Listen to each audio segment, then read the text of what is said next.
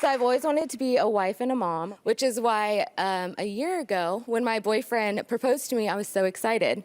But 5 months till the wedding, which the wedding was supposed to be tomorrow, he told me that he was having doubts and wanted to postpone the wedding. He couldn't really tell me why or when he wanted to postpone it to, so I ended up just calling it off.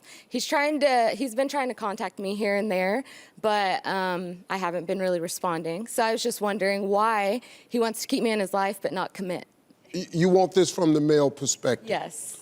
I specialize in that. Yes. That's why I'm asking. Because I've been one my whole life. Right. So let me ask you something. How long y'all been dating?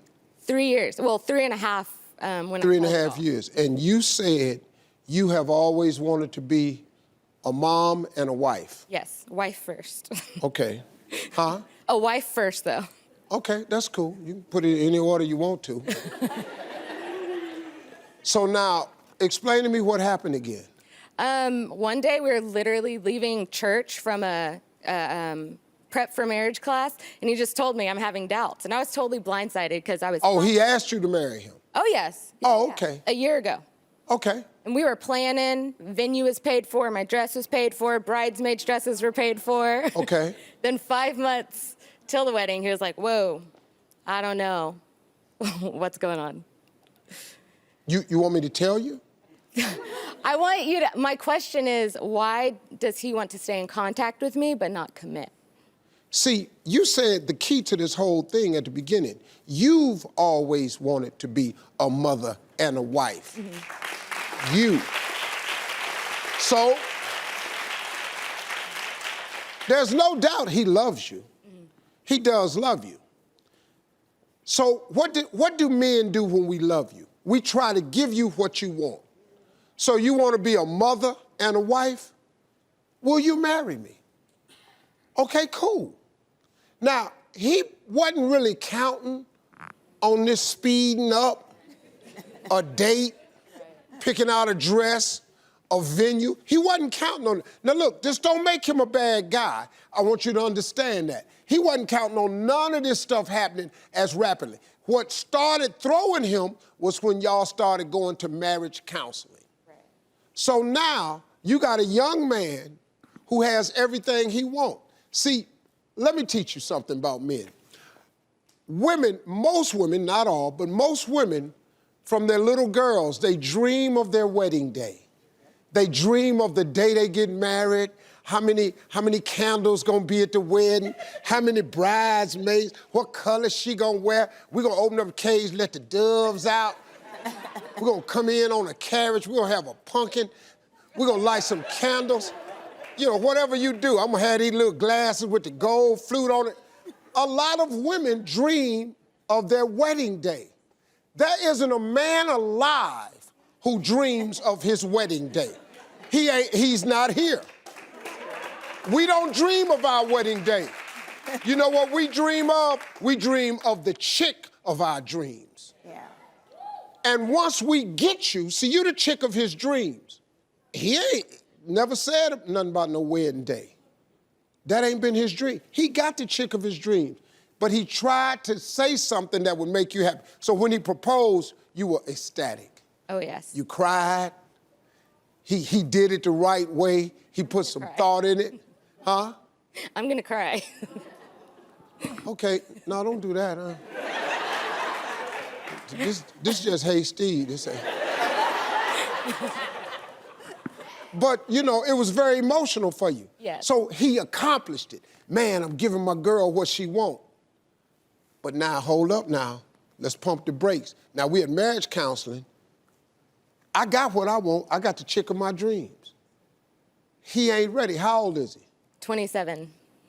Yeah, see, he just ain't ready. Now, you want to know why he keeps contacting you. Mm-hmm. Because he wants you in his life. The dude love you. He just having this moment for this fear of commitment. Is he a great guy? Yes. Yeah, see, he love you. He just ain't ready to get married. So you don't want to speak to him because he's not marrying you. Right, like, I don't want to... Yeah, see, hold up now. Hold up. Let's remember this. You've always wanted to be a mother and a wife. Did you ever ask him what he wanted to be? Yes. And what did he say? Well, he wanted the same things, but like you said, I just don't think he was ready. Well, hold on. Let's just back up. Okay. He wanted the same things. Yes. Did he say he wanted the same thing with you? Yes. Yes, I think so. Because he's told me that, like other people he's dated in the past, he could never see a future. But when he'd imagine it, then he could always see me there. Okay, so let me ask you a question. How long have you all been engaged? We were engaged for 7 months. Okay, cool. That's short. What would it hurt you to be engaged for a year and a half? So I'm just saying, before you throw this good guy away, I just want you to think for a minute what you're tossing out the window, because it ain't going just your way. Right. He didn't say he never wanted you. He just got cold feet. He tripping. And let me tell you why he tripping. You ready for this right here? Yes. Does he have the job of his dreams? No. Hello. Right. Does he have the money saved to give you everything you want? No. Hello. Is he ready to raise a family, and does he have the money? No. Listen to me. Until a man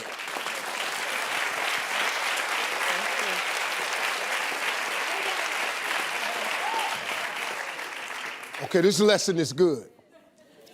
Women have a biological clock where women like to have certain things done by a certain age at a certain time. It's your plan, it's your business. Some of you want to have children before 30, some of you want to be married and all that. And it's perfectly fine for you to want what you want. Men don't have a biological clock. We have a financial clock. And his is ticking, and he don't have it together yet. And he does not see a way that he can provide, protect, and take care of you. He don't see the clear path. So now he got to back up. Man, what I'm going to give her? She want this baby. What I'm going to buy him? Where we going to live? What kind of conditions we got? All I had on this ring, I ain't got no more money. So you got to wait. You got to let this guy catch up so he can get himself together. Because until we determine who we are and what we do, which affects how much we make, we are very incomplete as men. And if you want to sign up for that, you'll sign up for the 24-year-old Steve Harvey. Right. Which should not have been anybody's husband, because I didn't have it together at all. What you all should do is sit down, see if you all can talk it out, help support him, see if you can help him get to where he wants so you can get to where you want. What exactly happened after the show? Well, after the show, I immediately just wanted to call him, but I had to wait till I got home. And I called him. We talked for a little bit, and then after the show aired, we actually got to sit down and talk. And we just talked everything out and basically just picked up where we left off and got back together. Joseph, let me ask you, what was it? What was it that changed your mind? Well, first, I wanted to thank you. I want to thank you for saying the words that you did. It's like you were speaking from within me, but you were able to give those words to her in a way that I wasn't able to. But for me, nothing really changed for me. I knew what I wanted in life. I knew I wanted to be with her. She just had to take the time to realize that she needed it herself. See, if a man don't have it together within himself, he can't be much of nothing to you. Because the three things that drive us as men is who we are, what we do, and how much we make. So if you meet a man that doesn't have the who he is, what he does, and how much he make in order, quit wanting to walk down the aisle with this guy, because he don't have it together for himself. If he don't have it together for himself, he's not gonna have it together for you. You're asking him to be something that he's not. So, Joseph, let me ask you this. Your wedding date has already passed. Have you decided to set a new date? Not as of right now. Right now, we're just picking up where we left off, but on a better foot. But no, that's just in the works right now. So are you optimistic about walking down the aisle this time, Steph? Yes, definitely. I had to do some things in myself as well, and then practice some patience, like you suggested. So I know it'll happen this time. Yeah. Why do you think your story resonated with people so much? I think maybe a lot of people have been through the same things, but maybe just gave up. And I think that's why. That's why I appreciate you saying those words to me. Why give up a good man just because it's not happening in your time? Exactly. And I was like, oh my gosh, that's so true. Because let me tell you something. Good men hard to come by. But I got news for you. Good women are too. So what you cannot do is throw this woman away. You're not gonna find this again. You already out your league. No, for real. No, but look, man, that's what you want. You want the woman on your arm to be the best one you can get on your arm. That's the whole goal. The chick I'm married to is the baddest chick I can get. When I walk with Marjorie, I already know she fly. I got the baddest chick I could get. That's what it is, man. Good luck to both of y'all. Y'all seem like really nice people. You're a good guy, man. Hang in there. Ladies, imagine this. You've been friends with the guy for years, and then one day you look at him and a feeling comes over you, that feeling of you wishing he was your man. But you're too afraid to say something because you don't want to ruin your friendship. Welcome to life in the friend zone. Please welcome Calais and her best friend, Mark. So, Calais, let me start with you. How did the two of you become best friends? We were neighbors. I was living with my two girlfriends at the time. We came home from work, and we found out our apartment was robbed. So we ran next door, knocked on the door, and this guy answered. And he just told us he didn't get robbed and that he would make sure that we were all safe. And I thought that was really sweet. So we just all became really good friends. And I just got out of a bad relationship at the time. So I just wasn't even looking for any dating, and I never thought about it with Mark. Okay. So, Mark, tell me a little bit about your friendship. It's awesome. I love having her around. We spend most of our time together. We go out on movies. We go to basketball games, baseball games. We even go to weddings together. We even, at times, give each other dating advice. Like, she doesn't take my advice a lot because she does what she wants. But we recently started working together as well. So we spend most of our time together. Wow. Yeah. Now, let me ask you this, Calais. Has your friendship ever crossed into the couple zone? Kinda.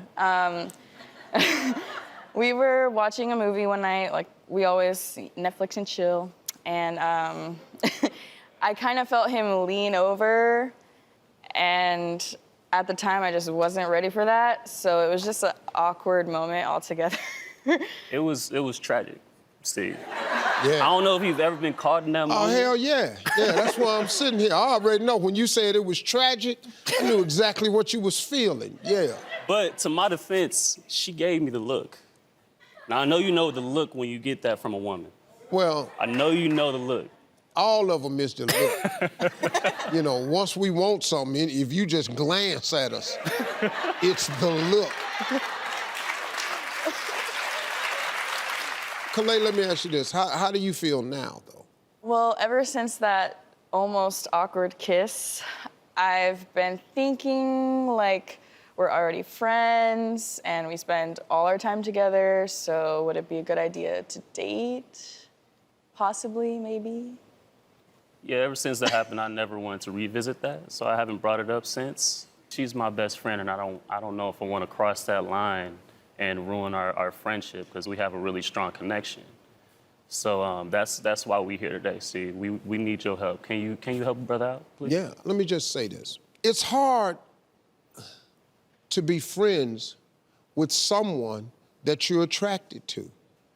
If he's your friend and he's a guy, but he's attracted to you, that's a hard friendship for him. Eventually, he gonna lean over while you Netflixing and chilling. So the question is, should these best friends become a couple? What I wanna do is we've created a little relationship test, and we're gonna have them take it. and we'll find out what the test says, and then we'll find out what Uncle Steve say right after this. We'll be right back. I'm gonna ask a series of questions about being in a relationship. And if your answer to the question is yes, you move one step forward out of the friend zone and one step closer to being in the couple zone. So let's get started. I'm gonna give you this blindfold. Put the blindfolds on. Okay, so listen, I want you to step up just a little bit. If your answer is yes, take one full step forward. If your answer is no, stay still. Okay, here's the first question. Do you think about the other person more than 5 hours a day? Are you a fan of PDA, public displays of affection? I know he's not. Okay. Would you lie to protect the other from being hurt? Lying is not good. Yeah, you ain't gonna have no man.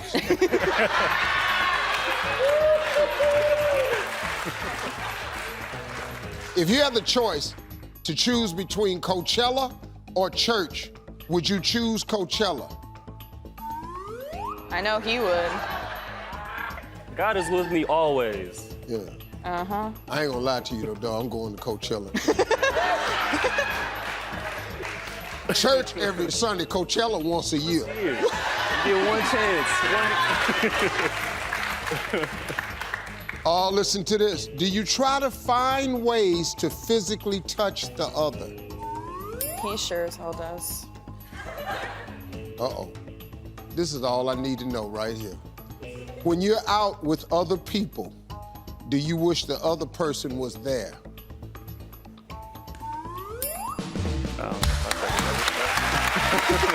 Take your blindfolds off.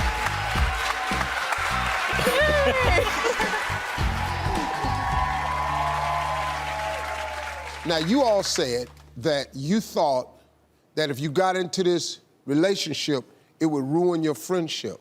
Yeah. Sir. But haven't you always heard that if you could marry your best friend, that is the best marriage you could possibly be in? Yeah.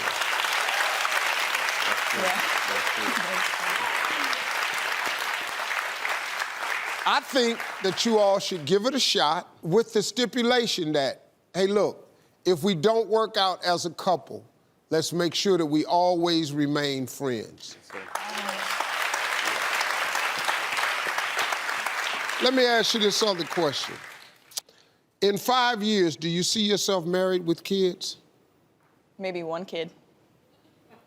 Yes, I do. Three kids. 3 kids? Yeah, 3 kids. In 5 years? I just asked a question. He just said he want 3 In kids. 5 years? He don't have to be, see right here? Y'all talking like a couple already. Yeah, y'all might as well go on and do it. I say give it a shot. Let us keep up with you. See how it's working. Come back on the show and let's talk about it. Okay. Hey, folks, best of luck to both of you. Hey, Steve.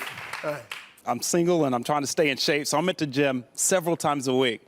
Here's the problem. When I'm at the gym, I always see these beautiful women, and of course, everybody's taking their jewelry and their rings off. And as me, I'm being intimidating. I don't know if like their hunky husband or boyfriend is a few rows down from me. So my question to you is, how do I know it's safe to talk, to approach a woman? Well, let me help you out, bro. If you go to the gym, you want to meet women, you have to go out to do it in the parking lot. Wait until they're done. You you can't do it in there. That may be creepy, right? That may be creepy. No, you're outside. You're in the vicinity of her car. And, excuse me, ma'am, did you drop something? She didn't drop nothing. Just have a little extra sock or something. Excuse me. You will appear helpful. I'm just telling you, if I was a young dude out there this hot, you appear helpful, you go up, and then just quickly look at the car. If it's a car seat in the back, move your ass on. The key to meeting women at the gym for you, young man, is the parking lot. Thank you very much. All right, where's Samara? Hi, Steve. I'm on a lot of the dating apps, and I see swipe right for a lot of attractive guys, right? Sometimes I see guys who may have swiped left on me out and about, so we didn't match. But I want to give it one last shot, right? I want to confront them and say, like, either why did you swipe left on me or make a real life connection? How should I do that? So you just use the word confront and as you attract a man. Are you saying you're looking for a relationship? I mean, I'm looking for somebody to marry and fertilize these eggs really quickly, but that's not what's on my Right profile. there. That's why anybody, see right there. See, don't nobody want to meet you and have a damn baby. So if that's on your profile, that's why they swiping left a lot. That's not on my profile. Look, now listen to me. See, now this is all just for hookups. So where should I go to meet men then? Yeah, to the gym. I'm sorry.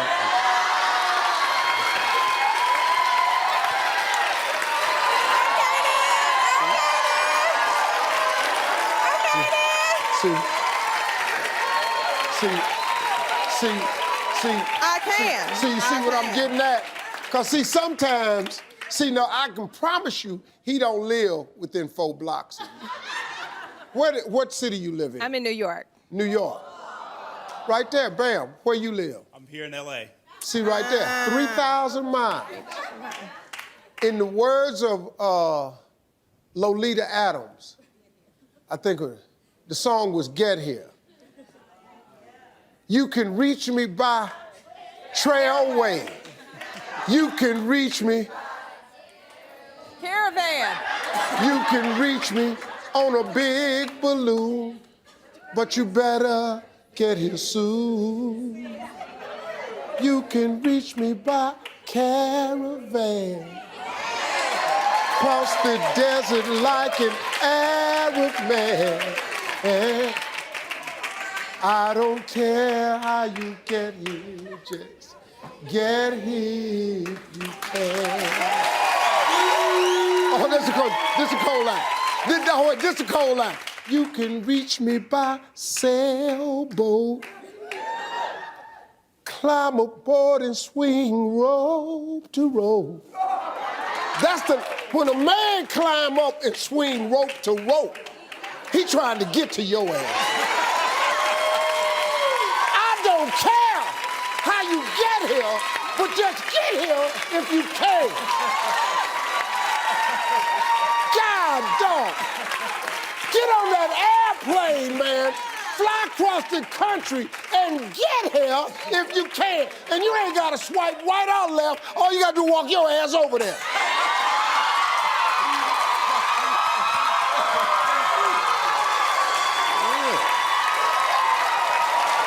Now, there you go. That's a love connection. We're going to get y'all's information. Y'all get to know each other, and we're going to keep up with you. Hey, as a matter of fact, I would like to provide car service and send you all to dinner while you're here in LA.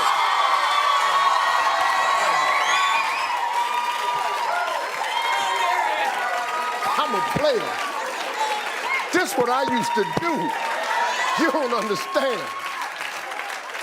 The woman I'm married to right now lives 1,400 miles away from me. I got her. I went and got her.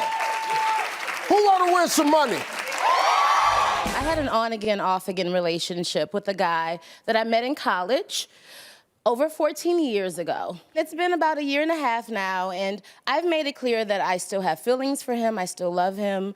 I'm willing to even move to the East Coast. He lives over there. I live in Houston, and I just think that he's so afraid to trust that I'm gonna really stay, that he doesn't believe me and he's not willing to risk it. And so, is there anything I can do, or is this a lost cause? Well, okay, let me ask you a question. You're telling him you love him, yeah. and you're even willing to move closer? I am. Well, closer's not gonna get it. Oh, God, what will? You have to move to New Jersey. Oh, God, I thought that. Okay. Wait. You live in Houston, he lives in Jersey, right? Yeah. You want to move closer? What the hell is that? What, you gonna move to Cleveland? I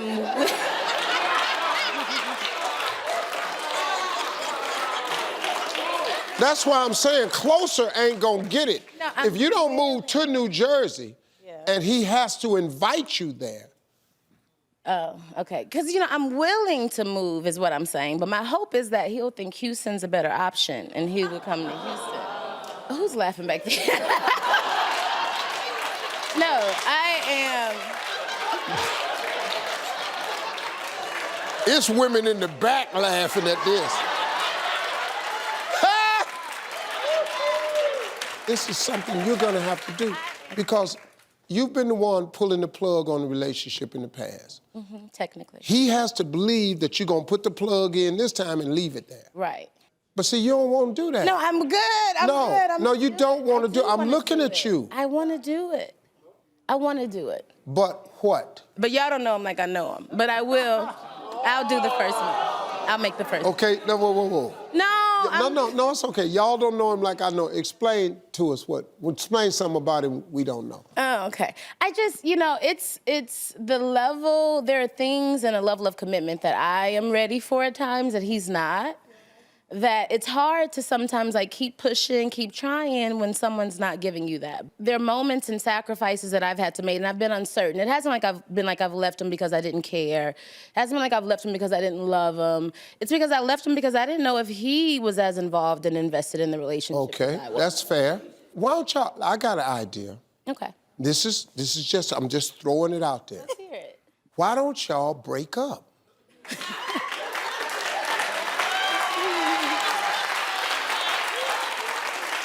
If he's never ready, you've never been ready, and now he don't believe you ready, who ready? Yeah. You ain't running to him, and he ain't coming to get you. Yeah. At one point in time, somebody gotta want somebody in this relationship. Yeah. All right, where's Ryan? Right here. Hey, Ryan. So, Steve, I've been with my girlfriend, Jasmine, here for a little over a year, and we don't argue too much, but when we do get in disagreements, it's about money. See, some of our friends, they like to call me cheap. Oh, this is new to you? But You're I like to arguing say about money. Whoa. I'm frugal. I'm a 4-for-4 guy, dollar menu guy. I don't really do the steakhouse type thing. But anyways,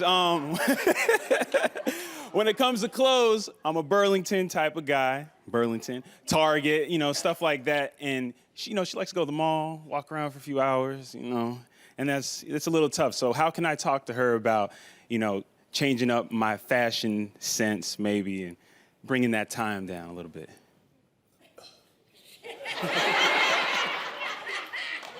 What the hell is your question? The question is... Because see, right now, you're just saying stuff. See, frugal, when you say frugal to a woman, that's a code word for cheap. So what do you want to happen? You're frugal, she's not. I want to come to a common ground with her, as far. So what does she spend her money on? What does she spend money on? Yeah, what does she What do you spend money on? Because I don't know. Clothes, nails. What do you spend money on, darling? Shoes. Oh, that's it. They buy shoes and purses, dog. All of them buy shoes and purses. Right. All of them. How old are you, man? 26. 26. See, you don't know this. So let me and the rest of the older men in here help you. You're wasting your damn time. All right. Yeah. See, them shoes and them bags is the thing that attracted you to her in the first place. You saw her with them shoes on. You wanted what you saw walking by in them high-heel shoes. That's what you wanted. Now you got it. Yeah. You're right. See, we cannot expect them to keep up the look unless we let them keep it up. Now, let me explain something to you about women's fashion so you can quit tripping. Women's fashions come out 4 times a year. They got a spring collection, a summer collection, a fall collection, and a winter collection. Men's clothes come out twice a year. Spring, summer is the same collection. Winter, fall is the same collection. Right. I hear you. You ever notice when you go to a department store, where is the men's department? Downstairs, right by that damn door. Right, go to any department store, the men's department, first floor, by the door. This is our best chance to get you to come on in here so you can turn right around and go on out. Women's fashions is on the first floor, the second floor, the third floor, the 4th floor. Misses, junior misses, yo misses, they misses, can't miss it, sale flow, high-end flow. Bruh, it's what they do. Right. It's not gonna change, bro. All right. Welcome to manhood, young man. Hang in there, man. I've met this guy recently at a club, and we've been texting back and forth. And we recently had our first date, and he really seems like a catch. So he's well off, he's physically attractive to me, we share the same values. So he really seems like an interesting guy. So when I asked him about his 5-year plan, he said he only spoke about his career and that he was thinking about moving to a different country by end of this year. Moving where? He doesn't know yet. He gonna move and he don't know where? Exactly. He gonna put some stuff in the truck and drive around in a circle? So when he asked me about my 5-year plan, I told him I want a family and kids. And he said he wants kids as well, but he didn't mention that in his initial 5-year plan.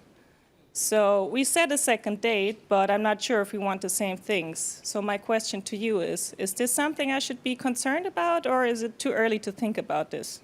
Well, I mean, you don't even know each other. Okay.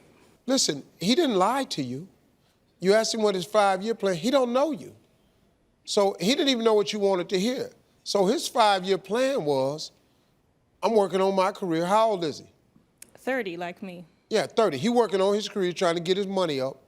So he working on his career, and he may leave and relocate by the end of the year, because that's where the chase of the money might take him. Why would you not see him again? Because I'm skeptical. Yeah, well, see, but what you're gonna do is, you're gonna block a lot of blessings with your skepticism. You don't even know the guy. The guy didn't say he didn't want a family. True. The guy didn't say he didn't want kids. He ain't even said he don't want you. He didn't say nothing negative. See, what has happened though is, you've put him in a position that he shouldn't have been put in first. You considered him a great catch. You ought to wait till he considers you a great catch. That's all. Just wait a second. Now, in this dating process, if he discovers that you're a great catch, watch this here. He probably won't be moving out the country. If he discovers that you're a great catch, you might want a family too. But you don't know this until you get to know him and let him get to know you. Don't write the guy off, because right now he's done nothing wrong. He seems like a great catch. Let's see. When a man loves you, it ain't nothing he won't do for you. It's no limit. I'm just trying to help y'all. Thank you very much. So I was dating this guy for about 4 months. Things were going pretty well. Then he became a little less consistent, a little less present. So one day I went to his job where it just so happens his identical twin brother also works. So when I went to see him, he ended up leaving abruptly, and that left his brother and I alone. And his brother confessed that he had feelings for me, that he was into me. So we spent the rest of the day together. Nothing happened. But word got back to his brother, which caused some friction between them and between our relationship. and now I don't talk to either one of them. So in December, I reached out to the guy because I do still really like him. He didn't respond. So my question to you is, do you think there's still a chance, or do you think it was like a game? You know, I don't know. Listen, how many times do the same people gotta tell you that they don't want you? You're a beautiful young girl. What, you reached out to him because he still like you, because you still like him, and he didn't respond. Do you still have a chance? Why do you even want a chance?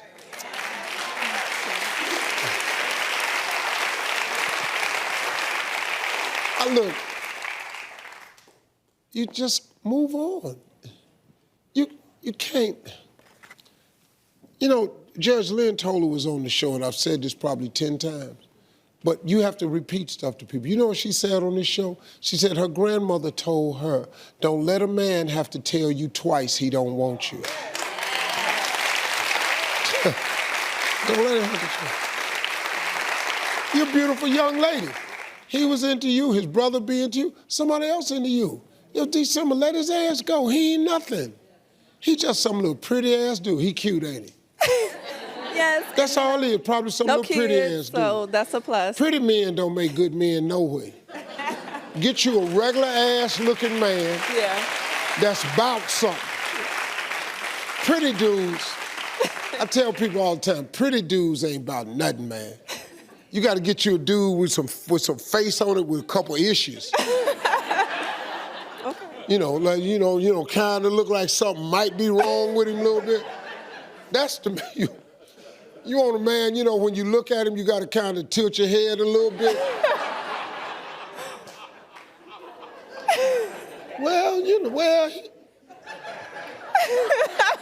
Can't look at him straight on. You got to go. Well, he kind of cute, you know. Okay. He kind of cute. That's what you need. Don't worry about it, okay? Okay. All right, let's go. Where's Deidre? Hey, Steve. Hey. So a lot of my friends say I have a lot of expectations for guys and not ask for too much. I'm currently pursuing my master's degree and I work full time, so I want a guy on that same level. And currently, I've been dating a guy for like 8 months. He's a really, really great guy, but he's not goal-driven at all, and I'm not really that attracted to him. So recently, I asked him, like, why don't you have any goals in life? And so pretty much he wrote down goals for 2019. And I'm like, okay, should I stay and see if he follows through with them or just like walk away? Okay, but you're not attracted to him? No, but he's a really, really great guy. Like, he's like a really. You gotta walk away from this because simply, even if he was goal-driven, you're not attracted to him. There's no way. Yeah. Listen to me. Now, once again, you know, just EUO, whatever. I don't know how you can be in a relationship with a person you're not attracted to. I don't know. See, you can't get in an argument with a person you ain't attracted to. Okay. I've never seen that work in no kind of way. Okay. That's for starters. Now, secondly, the goal, how old is he? He's 30. He just turned 30. Yeah, he just turned 30. 30? That's when the audience try to help me out. 30? He 30, ain't got no goals, and he ugly? What is...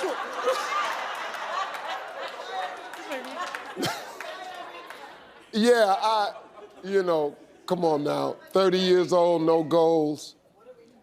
I mean, really, you can't attach yourself to that wagon. Okay. That's a wagon you're gonna end up having to pull. Okay. You cannot attach yourself to a low-driven man. Yeah. And then a low-driven, ugly man. I'm not waking up every morning going, ah! I'm just not gonna do that. What's wrong with him? Tell me that. What is it about him that's not attractive to you? Well, his teeth. His teeth. Yeah. Yeah, that's hard. 'Cause Yeah. And I'm a even when he talker, so- smiles, it's disturbing. So at his happiest moments is one of his worst moments.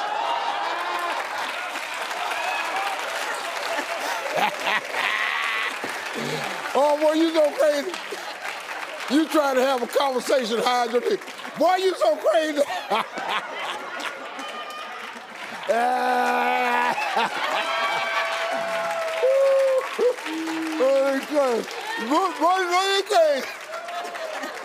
I'm sorry, baby. Yeah, Okay, yeah. thank you. I'm sorry. Hey, Steve. So for the past couple of months, I've been talking to this guy who's 22 years older than me. I'm 41 and he's 63. He's a really great guy, but the age gap is kind of keeping me from giving him my Look all. like this, don't it? I have some concerns. That's what got you. You ran up very into handsome. something like this here. He's very handsome. Yeah. Old player still had it. Okay, so I'm a little bit concerned because he is kind of a homebody. I do still like to go out. Should I be worried about him feeling insecure or maybe jealous because he's with a younger woman, or maybe he might feel like he needs to babysit me? I just want you to tell me, Steve, are my concerns valid or am I overthinking this? Well, let me ask you this. Where do you want to go? Well, I still like to dance. You know, I don't stay out late when I go to a club. Oh, you want to go to a club? Maybe, sometimes. Or, you know, to dinner or to movies or something. What do you mean, like happy hour? Okay, yeah, that too. So have you asked him to go to happy hour? We actually met at a club.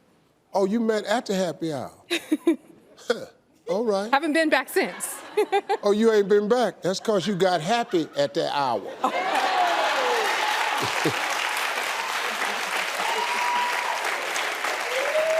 So let me ask you a question. So you met him at happy hour. He's working? Yes. He's a professional? Yes. Okay, cool. He had a suit on when you met him? He was dressed kind of casual.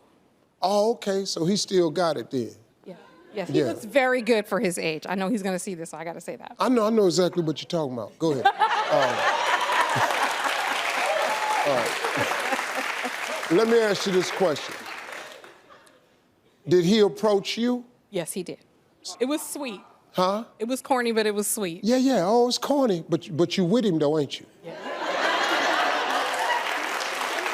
How long y'all been dating? About 2.5 months. 2.5 months.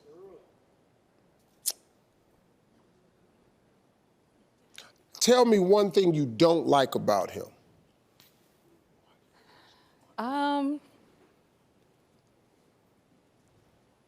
See how she's squirming? He does complain about little stuff. Like what? Like it's too cold or... Hell, he's 63.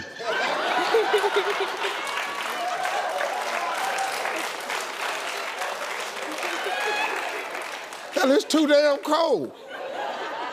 Like right now, it's too cold in here to me. I ain't got no hair. I have no hair. I tell my wife all the time, it's too damn cold in this house. I walk around my house with a hoodie on. It's good to hear to me. My wife ain't even working. I pay for the whole damn house. I got to wear a hoodie because it ain't cold. She having hot flashes. I'm in here freezing.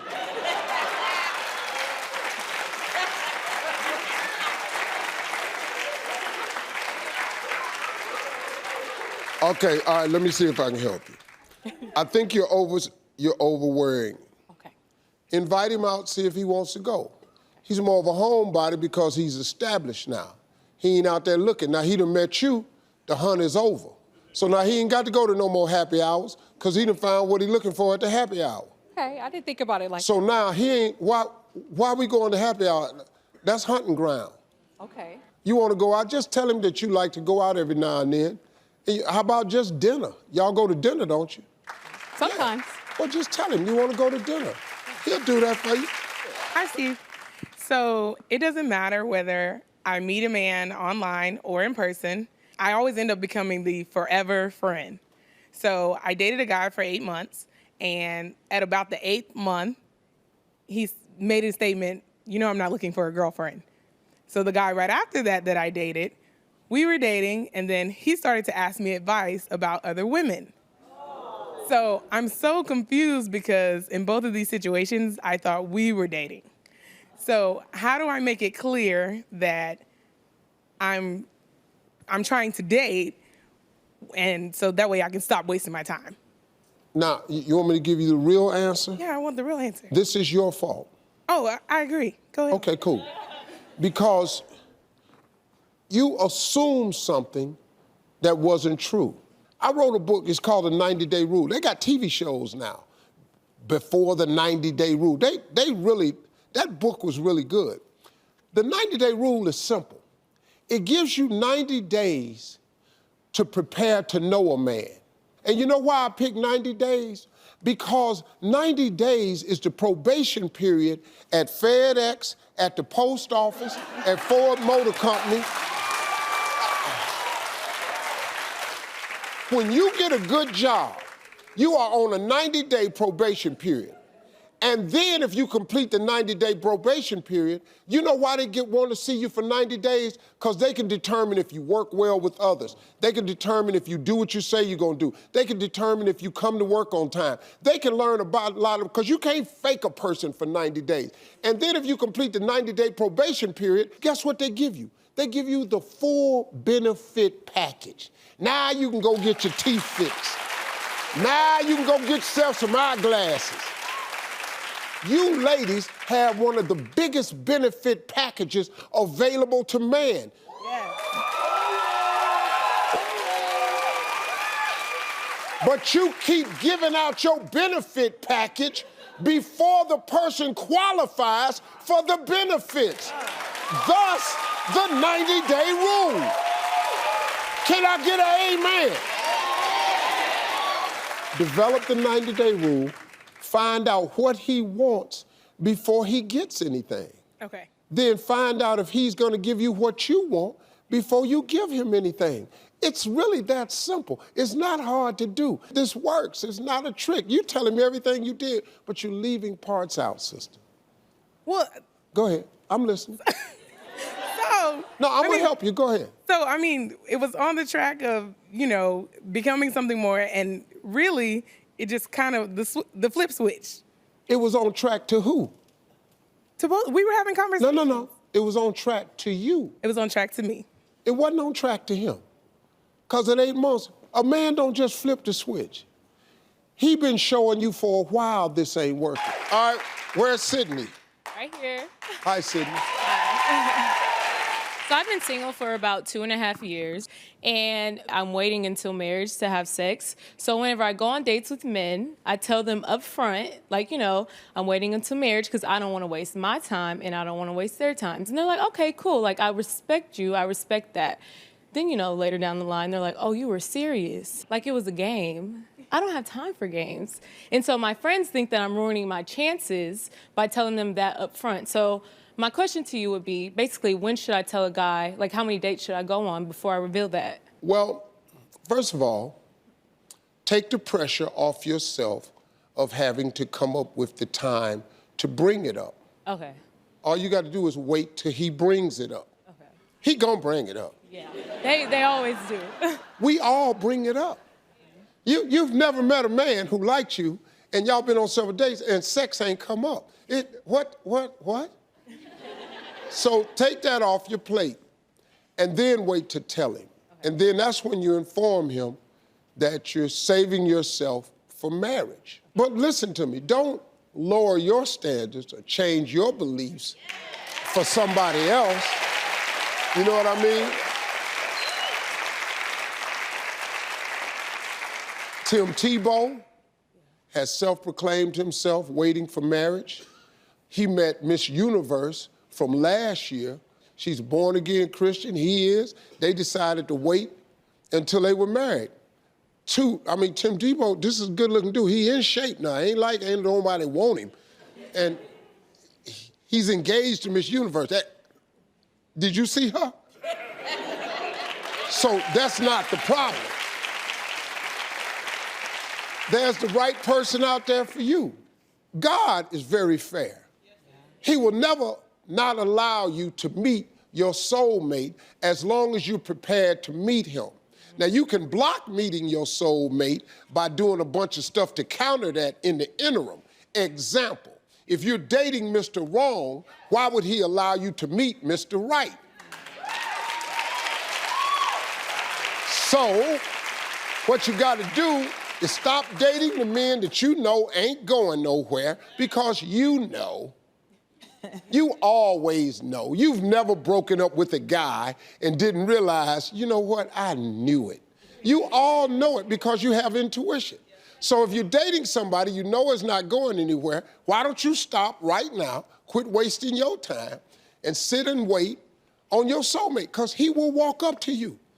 You're not going to have to go find him. He going to walk right up to you, because we hunters. It's what we do. Thanks for coming. All right, Madison, where's Madison? So I am someone who doesn't like small talk at all. When I'm speaking to someone, I want to know what the clear intentions of the conversation are right away. And I also like having conversations with substance. So one of my pet peeves is the infamous WYD text. And so recently I had a guy reach out to me who I was dating, and he really wanted to know why I stopped talking to him. And I told him because I already told him that my pet peeve was being WYD'd all day. And I mean, I told him flat out, like, okay. What you doing? Yeah, what you doing? Well, I was down here struggling when I was walking. But my daughter texts me that sometime, WYD. And so my question to you is, how do you get to the second question? How do you get someone to skip WYD and just get straight to the point, but in a polite way? So you can train a man how to treat you. We're very trainable. It's very easy to train a man how to treat you. All you have to do is understand, here's what I will not accept, and you don't accept it. You don't even have to tell him you don't accept it. WYD, nothing. Nothing. Hey, are you there? Do I have the right number? You're going to get that text. Then you can respond, yes, you have the right number. How are you doing? I text you WYD. Pick up the phone. Let me help you understand something. I don't respond to that. I don't like that. I'm an adult woman. I want to be talked to. When you feel like talking to me, then please, that's why I gave you my number. But don't WYD me, because I just think you're being disrespectful to me by not granting me my wish of being wanted to be talked to. You can say that to a man. And guess what, ladies? That don't make you rude. That ain't old. That's conversation. If you lose him because you want to be talked to instead of text, what did he want in the beginning? He don't want nothing. Listen to me. Does that help you? It does help. So, okay, so when he does text WYD, should I just ignore it? Is it okay for me to pick up the phone and call, or just ignore it? Well, you could ignore it. Here's what you could do. You could text back and say, excuse me. Mm-hmm. I do not like to be texted. I prefer to be talked to. When you have time, you can you're more than welcome to call. You can be nice. I'll do that. Now that puts something in the dude's head. Oh, she different. Now once we know you different, we're gonna treat you different. But if you accept what we put out, we're gonna keep putting it out. We just dudes. All right? We'll be right back, everybody. What are some of the important principles to consider when you're in a disagreement with your partner? Okay, so I say 3 tips, right? First and foremost, you have to remember that you are not the problem and your partner is not the problem. The problem is the problem. And it's up to the two of you to work together on the same team in order to resolve that problem. That's first and foremost, okay? Secondly, what's important, you cannot win a battle without losing the war. The minute that you were pitted against your partner in a conflict, if you won, that means they lost, and ultimately your relationship loses. So you never, ever want to be in that position. Mm-hmm. And then last but not least, when somebody tells you that you've hurt them, you don't get to decide that you didn't. And so if you don't respond to your partner's hurts and wounds in a relationship, you will lose them and your relationship every time. That's real. All right, let's help some folks out here. Where's Belinda and Matthew? Yeah. All right. Okay, so tell us what's going on. Matthew and I are newlyweds, and we've been married for 8 months, so we're still working on our communication skills. Sometimes when we're in an argument or a disagreement, I express to Matthew how his actions or what he did, how it makes me feel. And instead of acknowledging that, he instead brings up something similar that I did to him in a previous argument, and he doesn't acknowledge my feelings. So my question is, how can I get Matthew to validate my feelings and not bring up past hurts when we're in an argument or disagreement? Okay. Okay, so we actually have a video Oh. that was recorded as an example of a typical argument between you. Okay. Let's take a look. But I just need him to make a little bit more of an effort to pick up the dirty clothes and put it in the basket. Yeah, but I mean, I just did the dishes and I took out the trash, and you don't acknowledge me when I do things like that. And I think that's really frustrating. I'm tired, I had a long day, and then I come home and I go and take out the trash and I do the dishes, and you don't acknowledge that. You only acknowledge the things that I don't do, and I don't think that's fair. And not acknowledge you leaving your clothes on the floor, even though I'm the one making sure all of your clothes are washed. That's what I'm hearing? Is that what you're saying? It's just like one pair of clothes. Like, it's fine, just go do it now. No, that's not what, okay. Okay, so this is a common problem. Okay, hold on. Let me hear what, Matthew, what do you have to say? Well, for me, I think my wife just thinks that I'm way too emotional all the time. And so my question to you both is, what do I need to do to get her to understand where I'm coming from and to not mimic or mock me so that I don't shut down or that the argument gets, way more heated? So believe it or not, you guys are not having the same argument. You're asking him to do something, and you're arguing about the fact that you don't feel acknowledged and appreciated in the relationship. So first and foremost, you have to learn effective communication. When I'm talking to you, the next thing should not be necessarily for you to respond, but to respond back with what you think you heard. That way you know that you're on the same page and that you're actually having the same conversation, okay? So it's very easy. We have a problem, we have potential solutions, and then we have to work together to decide which solution we together are going to choose. If you never get to the solution, but you keep going back to the problem, it will haunt your marriage for its entirety. You have a real issue with not feeling validated and heard. That's its own problem. How do you show up for each other and resolve that in the marriage? Then deal with the responsibilities of household chores and domestics later on. Okay. Okay? Thank you. Okay, hold on. So I'm trying to understand how this work here. Cause you're not finna, see, my wife not finna mimic me. She not gonna do that to me. Cause I'm her husband. I'm her king. You gonna respect the fact that I'm king, just like I have to respect the fact that you my queen. This is a king-queen setup here. Y'all been married 8 months. Where y'all going with this? This finna get worse, man. This ain't gonna survive. I'm gonna tell you that right now. Y'all here at 8 months, there's no way this can survive. Both of y'all owe yourself some apology. Spirit said something that was really, really cool. And Marjorie and I do this all the time. When we get to a point where we just can't come to the conclusion about the argument, we slow down and we go, okay, Steve, tell me what you said and I'm gonna tell you what I heard. And whenever we do that, what she said is not what I heard. And what I said is not what she heard. Now, she always has to tell me, Steve, don't raise your voice at me. I don't work for you. She checks me real quick. And I got to remember, she my queen. So why am I hollering at the queen? Where's Lizette and Andrew? Right here. Hey, guys, tell us what's happening. So I love Andrew so much, I do, but I feel like we don't properly know how to get our opinions across to each other when we argue. I feel like he's stubborn, which makes me even more angry with him. Sometimes when we get into arguments, it feels like the argument is going nowhere, and one of us ends up sleeping on the couch because of it. When I'm trying to convey my point across to him, he'll usually interrupt me and just not let me get a word in and finish. And I do know that I have a bit of a bad temper. I lose my temper with him sometimes, but it's usually because he's not listening to me or he's not letting me talk and he talks over me. So, yeah. And if I don't get a word in, it's almost as if I can't express myself properly to her.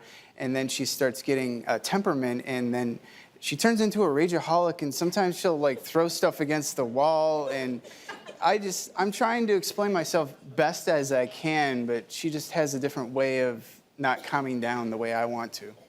Well, you two recently had an argument about Andrew damaging your car. Oh, Oh boy, yeah. Let's take a look and see what happened. The right-hand Yes, side came it off. did. I noticed that. I pointed it out Exactly, to you. but you make it seem like I made that happen. You came around and you forced it in, Andrew. Why did you do that? Because now the piece is broken. I can't even find it. I don't even know where it's at right now. My point is that if it was already broken, I shouldn't have touched it. But Right, if you it was shouldn't have already, touched if it. it was Why already, but why did you touch it? Why did you touch it? because I was trying to fix it and I shouldn't have touched it, but it was already broken. But you can't see. It wasn't broken, Andrew. Don't you understand? It was still going into the back, and all I want is an apology. And what do you think you want? You want more than just an apology. Well, yeah, I want like half and half of the back of my bumper, but Okay. can't get that, right? I'm just curious, how do you guys feel when you see yourselves in that playback? It's like, are we really in love? No, we are. Okay, come on, give me a break. Okay, so there's something that happens when you guys fight. And it's interesting because, first and foremost, I tell people, you cannot change what you will not acknowledge, right? So I heard you say, I get a little bit of a temper and it's a little, and you kind of laughed it off. Like, and he's saying, no, she's a full-on rageaholic. And in that playback there, you could see like, did you recognize yourself? Because here you look so sweet, so simple. And there you look like you say the wrong thing and I'm about to take your head off in this conversation. Yeah. Which one is she closer to when you guys are arguing? I mean, that's a pretty good example of how she acts on camera. Well, I try to explain myself to her and then it turns into a childish match sometimes. And well, that's my question though. Why are you explaining yourself to her? You're a grown man. I'm not trying to live up to her. Right? So it's almost like, watching that, I'm serious. To me, I'm almost like the child, like, Mommy, Daddy, please don't fight. Because she's just going in and you're like, no, please listen to me. No, well, what I was trying to do, well, what I meant to do is. You're right. I shouldn't have a chance. I shouldn't have to defend myself to somebody that I love. It just doesn't make any sense. This is a really unhealthy way of solving problems in a relationship. And at the end of the day, you will lose the entire war, which is the war for your relationship, if you don't change this dynamic quickly. Let me ask you a question. Honestly, just the two of you can answer this. Do you think the majority of the time that you find yourself arguing about something that's really not important? All the time. It's always something really silly, something small like that. It's madness for two people to live together to be this way. Both of y'all keep trying to be right. Yep. We have to listen to each other more often. No, man. How we listen to each other. Oh, y'all not married? Not yet, no. Don't do it, Steve. Don't do it. Here we go. Okay. We got signed this. Break up. So he said, no, so, okay, Come on. so. Break up. No. Break up, me go say this. home. They ain't got no, y'all got kids? No. Break up Okay. now. Okay, so listen. Run. Y'all like make-up sex. That's what Oh my God.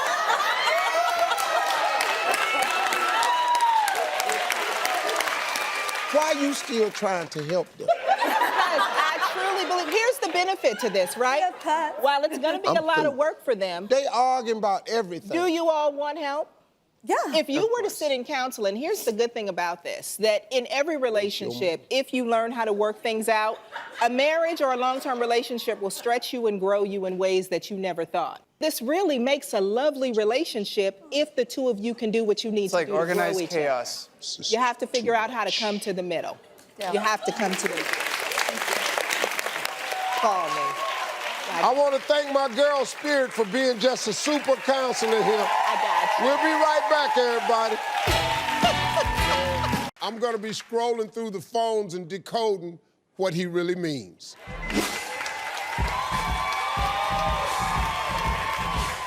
All right, so let's go.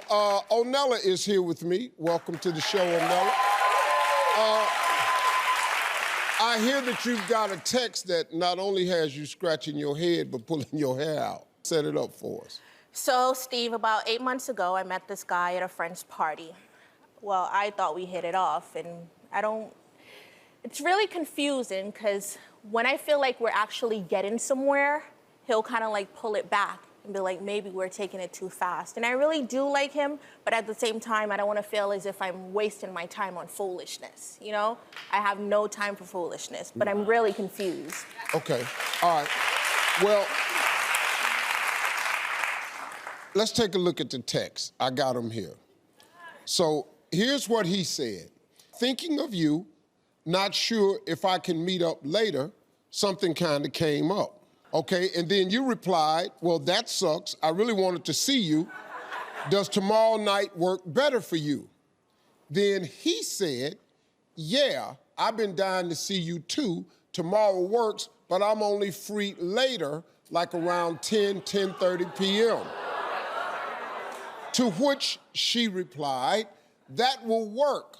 Hopefully you don't cancel on me again, LOL. And then he says, oh, Nella, I don't think you understand. We are just friends with a little bit on top. Okay, now, here's what he really means. First of all, believe a man when he tells you something, especially if he tells you the truth. Don't ever LOL a serious comment. Don't let a guy off the hook like that. Don't. Because you said, that will work. Hopefully you don't cancel on me again, LOL. No, you're serious. You can't keep canceling on me. My time is valuable. You're not in control of my time. I am. Yeah. Now, all guys can change, and all guys will change. Right. But there's only one woman we're changing for. This man is not changing for you. It's okay. It's better to find this now than to find this out later. See, okay, so let me show you how you figure this out for real. Okay. He just told you what it was. Right. You all are just friends with a little bit on top. Yeah. Now, that was kind of a surprise to you. Yeah, it really broke my heart a little bit. I know it did. Yeah. And you got to understand, she said she's been talking to this guy for 8 months. This is the first time. See, dudes are slick now. That's why, see, you can get this information way faster than 8 months. Okay. The rest of this is just conversation to hold your attention. He's been holding your attention. So let me tell you something. Here's what he said. Yeah, I've been dying to see you too. Tomorrow works, but I'm only free later, like around 10:30. It's always at night. It's always at night. Yeah, unfortunately. Let me explain something to you. Booty call hour during the week is 10 p.m. See, booty call hours change. They move up early because everybody got to go to work, got to go to school. So booty calls during the week is 10:30. Was this text during the week? Yeah, it was.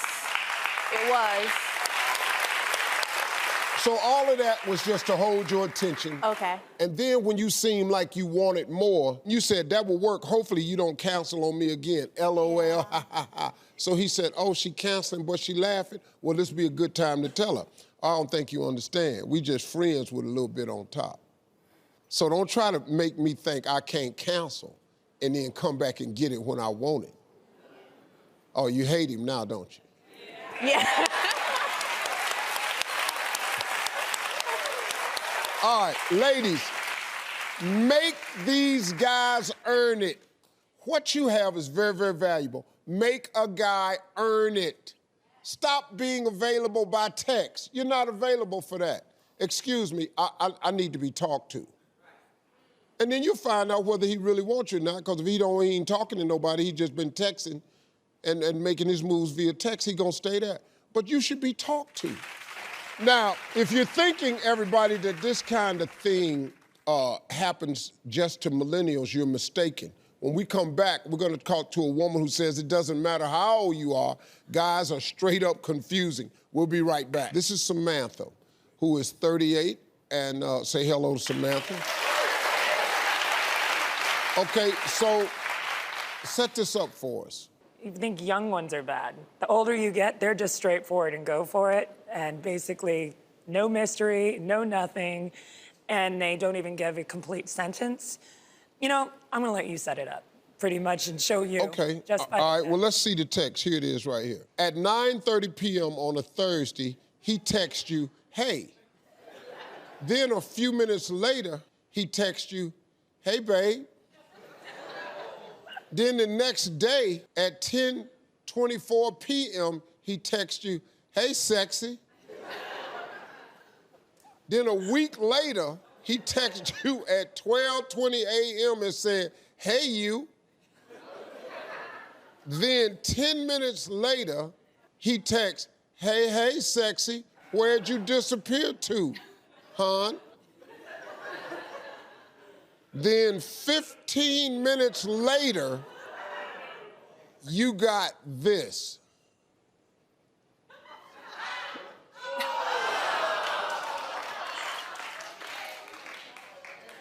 Okay. First of all, let me applaud you for doing the right thing. If a man at least, hey you, hey babe, hey sexy, you have a name, you're an adult, you like to be talked to in complete, audible sentences, you prefer paragraphs, short essays, and pointed statements. Yes. These little one-word texts like you 12. Pretty much.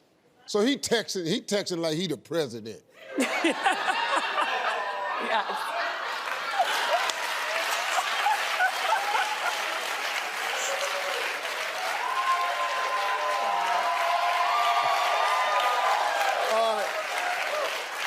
So just because you're 38 years old, this is the new way guys act, because guys have been allowed to act this way by so many women that those of you that have a higher standard, they're unaware of it because they've been allowed to act subpar for so long with so many women, and they've gotten away with it. Let me show you this.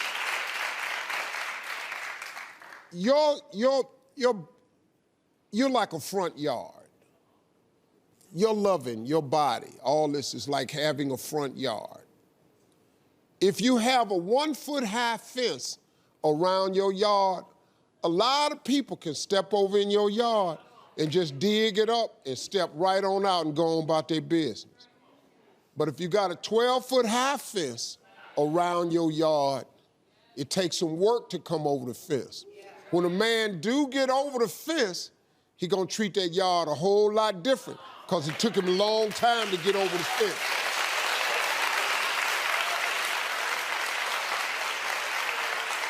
So I think you did it the right way.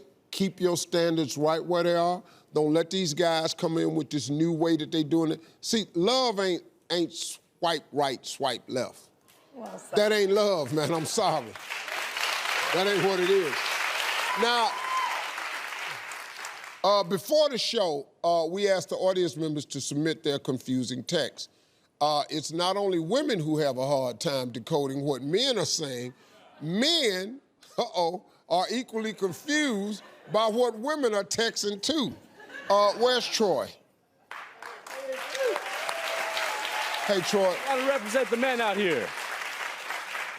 You're saying that girls can be just as confusing as guys. What's the situation? So I started working at a new job. Met a pretty lady who was interested in me. She told me I was the cutest boy. She was rubbing up on me. So I was like, okay. So I took her out on a date. Everything was fine, had a great time, kissed her at the end of the date, and then have not seen her since. Okay, here's a text. Let's see what this text said. You said, hey there, pretty lady, exclamation point. What are you up to today? She said, ...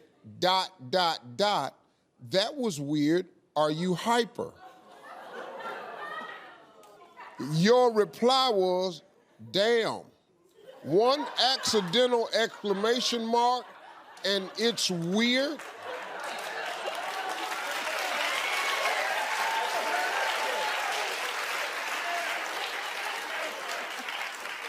She says, yep, and you haven't called me pretty in a while. You say, that's because every time I try to see you, you make up reasons not to. Obviously, the impression that you had of her, she didn't share. Or you just being a decent guy? I'm a decent guy, but she was sending me very scandalous pictures as well. She was more interested, and I was like, whoa, let's just hang out then. Cool, I got you. But see, some of them playing games too, man. That's what it is, yeah. The only thing with women playing the game is they don't understand the rules to the game.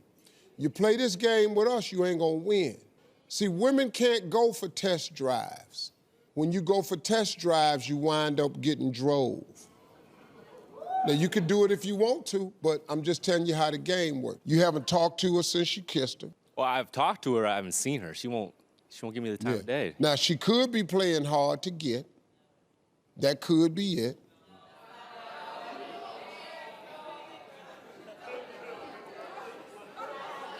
The women say she not playing hard to get. She wants me. You're a decent guy. She's using you. She's messing over you. If I were you, and I think I got the consensus of the crowd, I would just stop wasting my time. Because you seem like a gentleman, and there's a woman out there looking for a gentleman such as yourself, and it just ain't her, man. About a month ago, we did a little something called Game of Lame. That's where guys had to give their best pickup lines for a lady who said she had heard it all before. I want you to take a look at how it all went down. Let the battle begin. So I'm here to confiscate your license. Ever since I parked my car, you've been driving me crazy. I hope you like Mexican, because I'm finna talk about you all night long to my friends. I'd offer to buy you a drink, but clearly you're a beautiful, independent woman. So I'll let you buy me one. Nope. My mom always told me I was a 9 out of 10, and pretty sure I just found the one I need. Now, 4 bachelors remain. Excuse me, miss. Do you know if they got gold bonds here?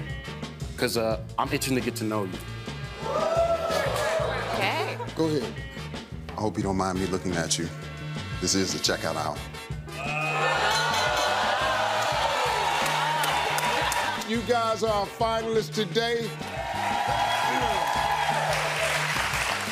Excuse me, I'm so sorry, I don't mean to interrupt you, but do you know if there's Wi-Fi on this plane? Because I'm feeling a strong connection. But here comes Titus. Do you believe in love at first flight? Because when I look into your eyes, I see my final destination. Who wins the date with Zara? You have a tough decision. I'm gonna go with Carmine.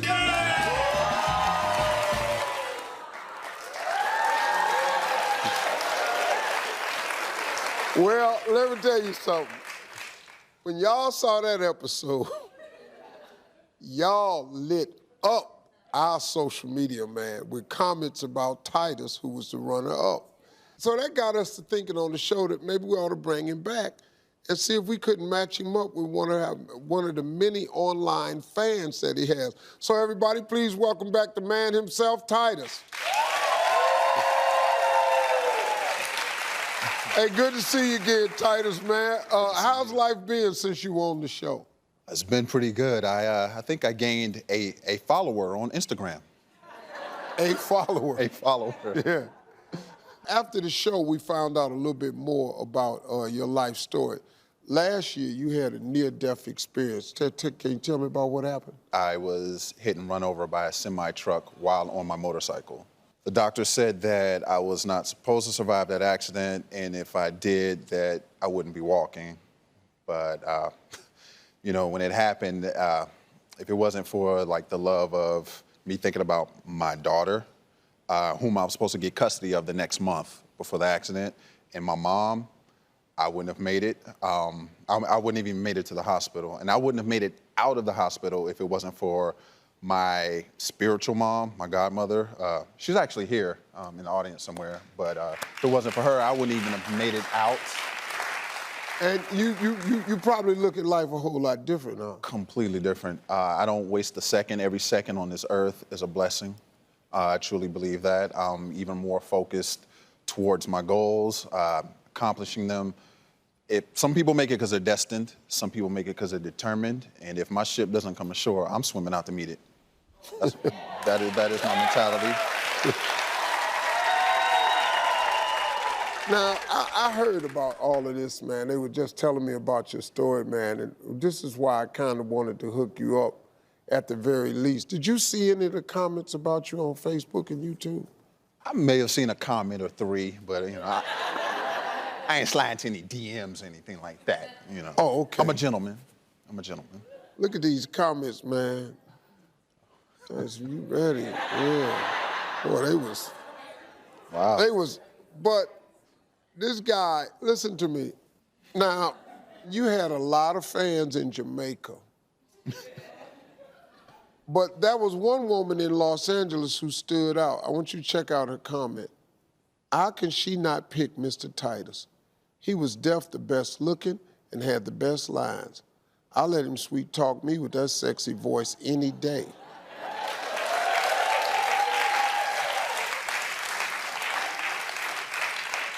I'm too dark to be turning this red now. He said, I'm too dark to be turning this red now. Another good line. Well, when we come back, y'all, we're gonna meet that lovely lady. The producers found what they think is a match. So let's see her comment again. And here's why she stood out. This woman is a woman who is driven. She's strong in her faith and has had to overcome her own health struggles. A little over a year ago, a mistake made by a doctor left her in a coma for 6 weeks. But she survived that too. Everybody, please give a warm welcome to Monique.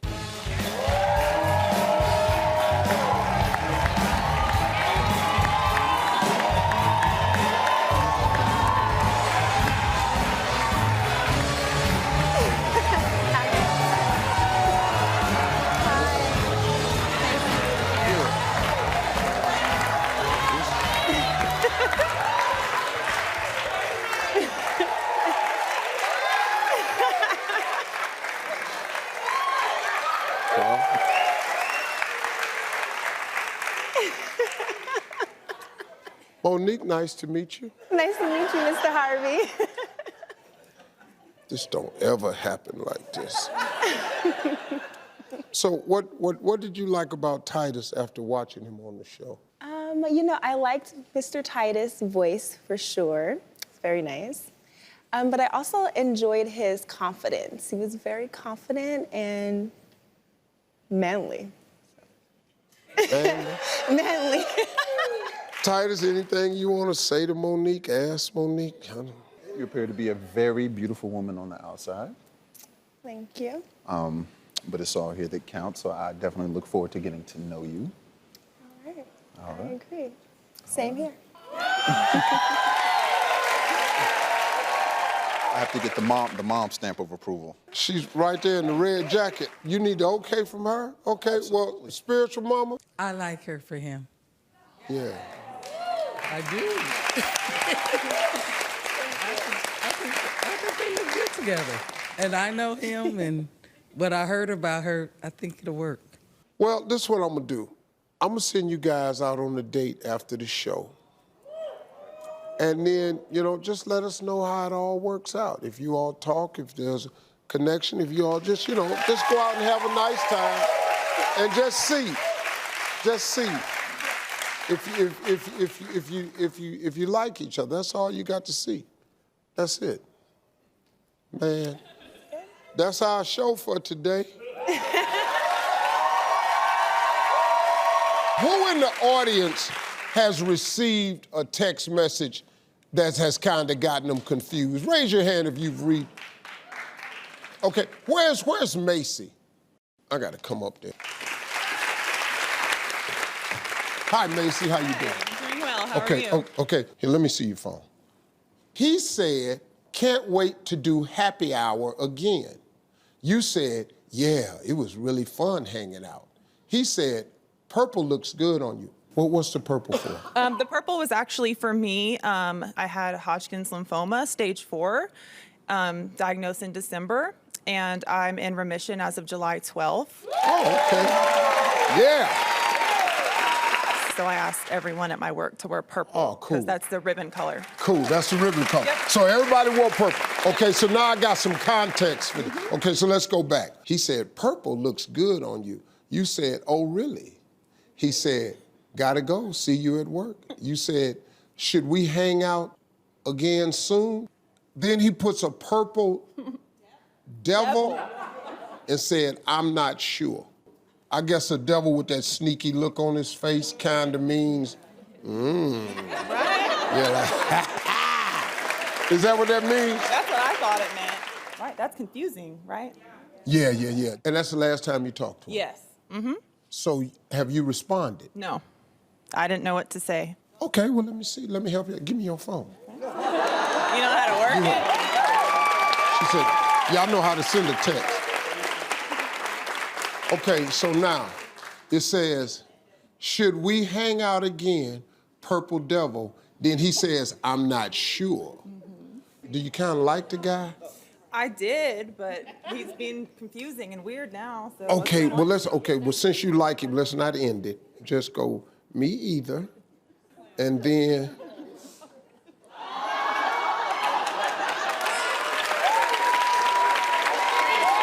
yeah.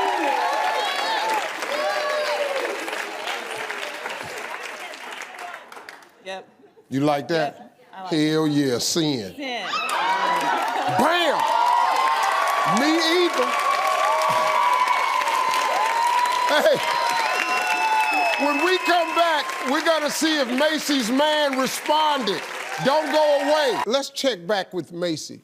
Macy, if you remember, Macy was confused on how to respond to this text message. So I responded for Macy. And my response was simple. Me either. And then, Then he responded, who is this? Okay, now I'm gonna tell you what to respond. You don't have to be mean. Just say, oh, nobody. And just let him figure it out. What y'all think of that? Oh, nobody. Well, he actually continued to respond. But you're never gonna believe this because the response wasn't from him. The response was from his new girlfriend.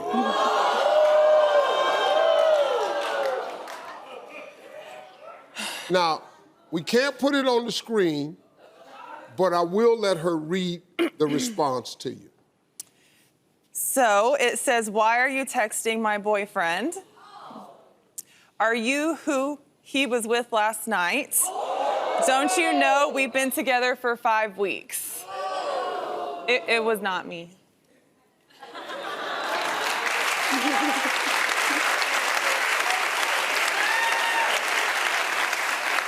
This dude's girlfriend got the phone and said, why are you texting my boyfriend? Are you the girl from last night? Macy, how do you feel about what was written there? He's a player, obviously. Yeah. Well, since she has his phone, you don't have to do this. But my response would be, no, I'm not the girl from last night. I'm the girl from the other night.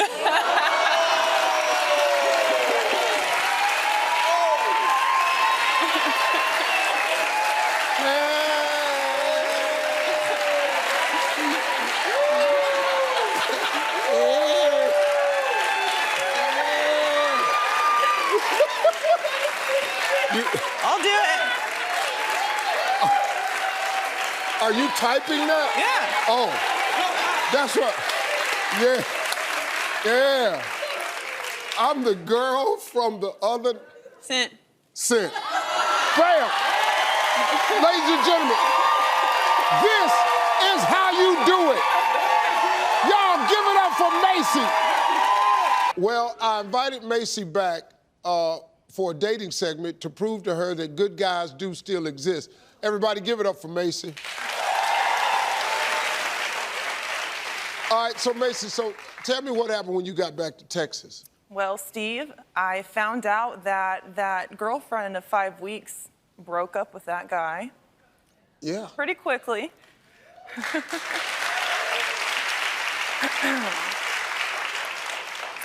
And there was a little bit of drama at work because of it. What you mean?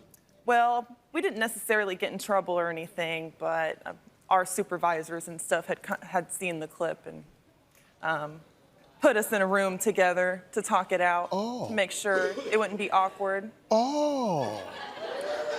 And that was awkward. Oh. Did you cry in the meeting? No. Oh, I'd have broke down crying.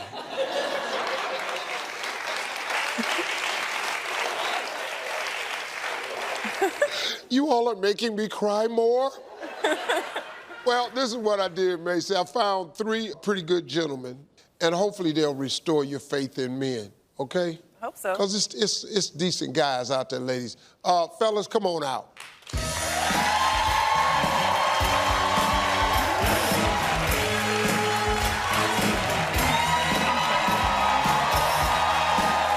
Oh my gosh. Fellas, introduce yourselves. All right. My name is Alex Martin de Nicolas. I'm 26 years old from Austin, Texas, and I manage a restaurant. How you doing, Macy? How you doing, Steve? My name's Marcus Collins. I'm 31 years old. I'm from Corpus Christi, Texas, and I'm a firefighter paramedic with Annabelle Fire Department.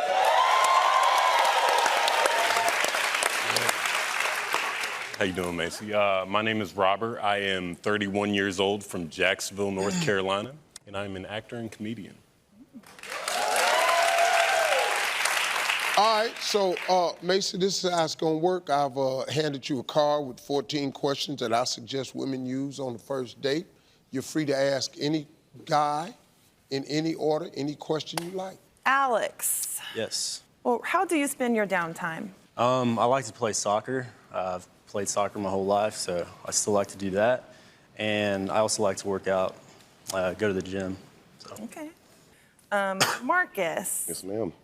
What quality is most attractive to you in a partner? A woman that has an understanding that her self-worth is really important, you know? I think that's big.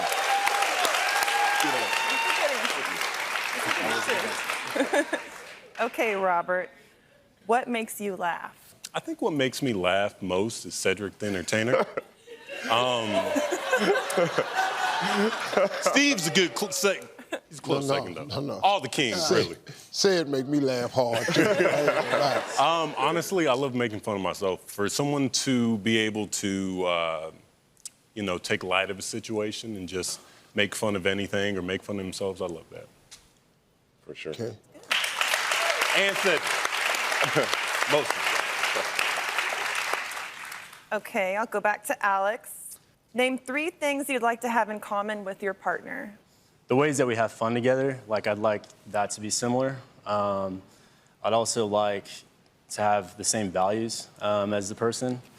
And lastly, likes to travel and likes to do adventurous things. Yeah.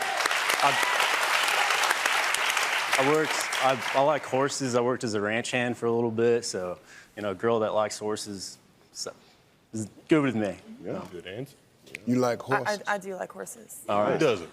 Nice. Marcus. Yes, ma'am. What are your long-term goals? So, quick backstory, I'll make it real fast, is there was a time in my life where I was completely unhealthy, and I was really unhappy too. And so I decided to make a lifestyle change. I got healthier, I got happier. And so essentially my long-term goal is just to continue to grow as a human being and obviously see the world, you know, and hopefully can be with, you know, somebody that can be there with me doing that, for sure.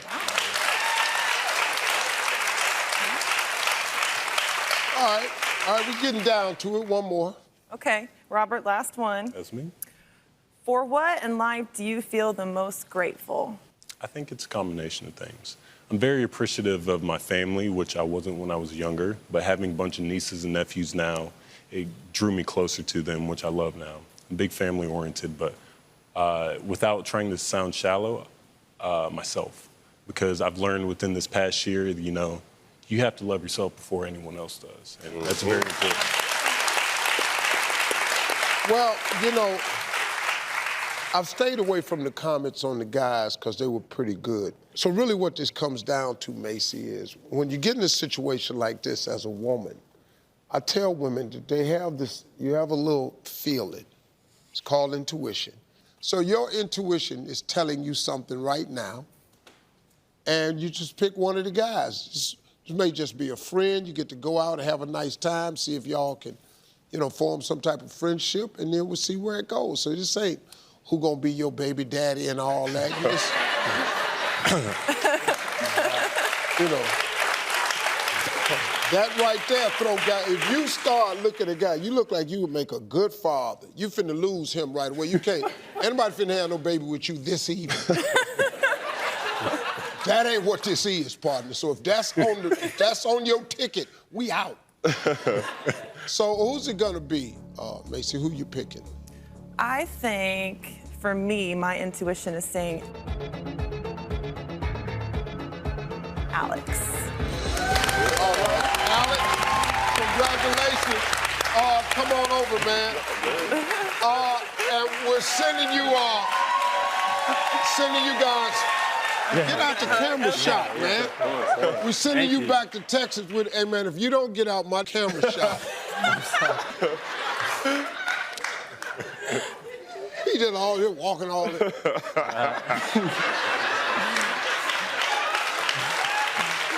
Hey, we're sending you back to Texas with a $250 gift card so you can go on your first date in style. Let us know how it goes. Fellas, thank you very much. Appreciate you. Thank you very much. We'll be right back, everybody. All right, where's Mariah? Hi, Steve. Hi. Okay, so I just have a question for you. Okay, so my husband and I are the youngest people living in our apartment complex, while the others are elderly, and I feel like I'm living in a retirement community. They always complain about these random things. The littlest complaints just cause so much drama. We even have this little woman in the neighborhood, and she basically complains about where our dog uses the restroom. Like, she monitors where he does his business. So, and I personally don't think that we're disruptive people. We're just two of us in the apartment with our dog. So I guess my question is, how do we get these people, our elderly neighbors, off of our backs and to keep their complaints to themselves? No, that's not gonna happen. I know, I figured. No, you can forget that. Listen to me. Old people got time. Yeah. Old people at the house. Yeah. Looking out the window. Yes. So she just gonna walk her damn dog over there? They watching. Yeah. Old people have time. They're home. They're retired. Yeah. They got nothing to do. You it. You just gave them something to do.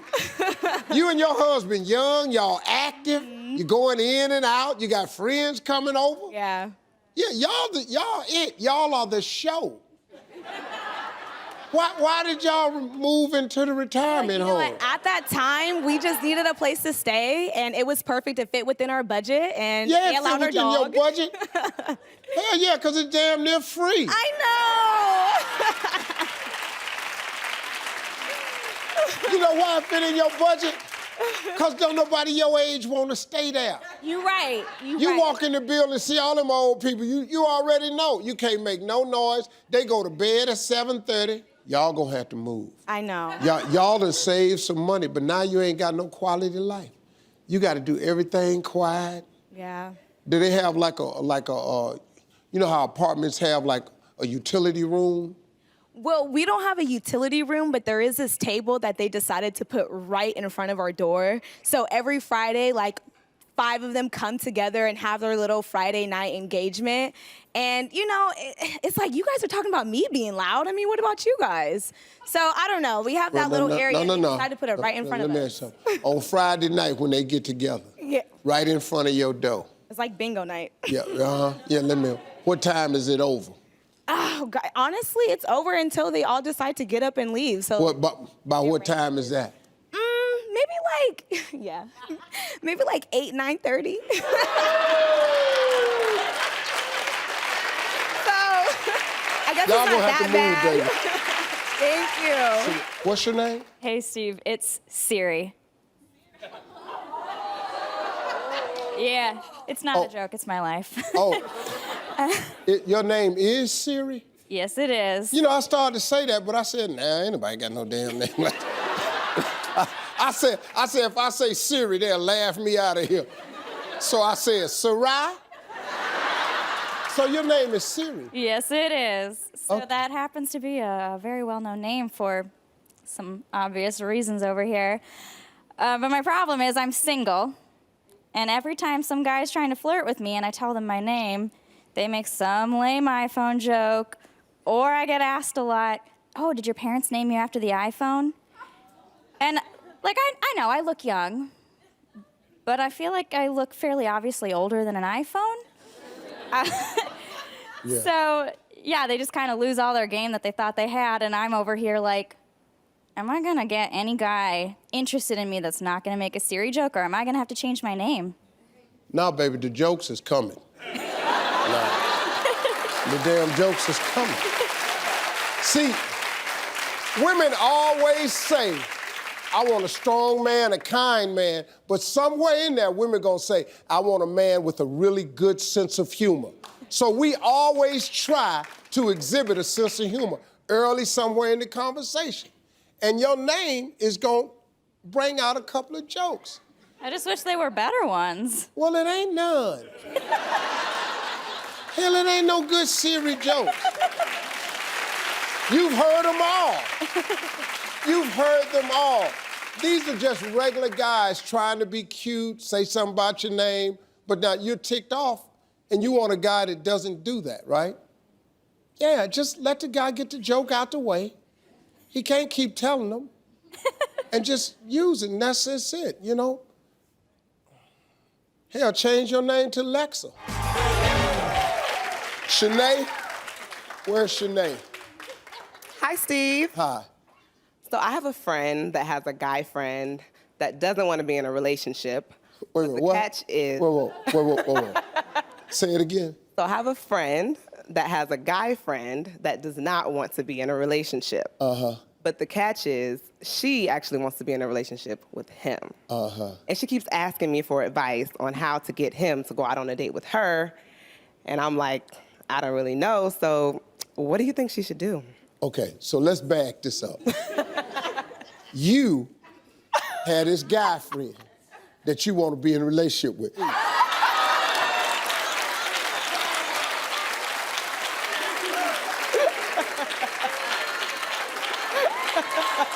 So, what you trying to make Uncle Steve think is that you asking this question about a friend. You'd have come all the way down here on national TV about her girlfriend.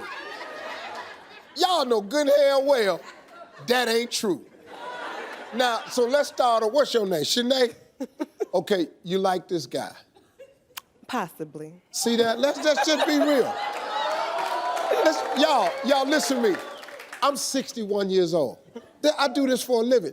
Why would you come on national TV, come all the way down here about a problem your friend having? You got one chance to talk to Steve, and now you gonna ask him something for somebody else? Man, let's be real. So you got this guy, you like him. Yes. There's nothing wrong with that. Nah, that's a common thing. I can't count the people I've liked that won't have nothing to do with me. It's all right. So you got this guy, you like him, and you're trying to get him to date you, but he won't. Correct. Okay, now listen to me. Take your picnic blanket, fold it back up, put it in your basket, and go home. That's what you do.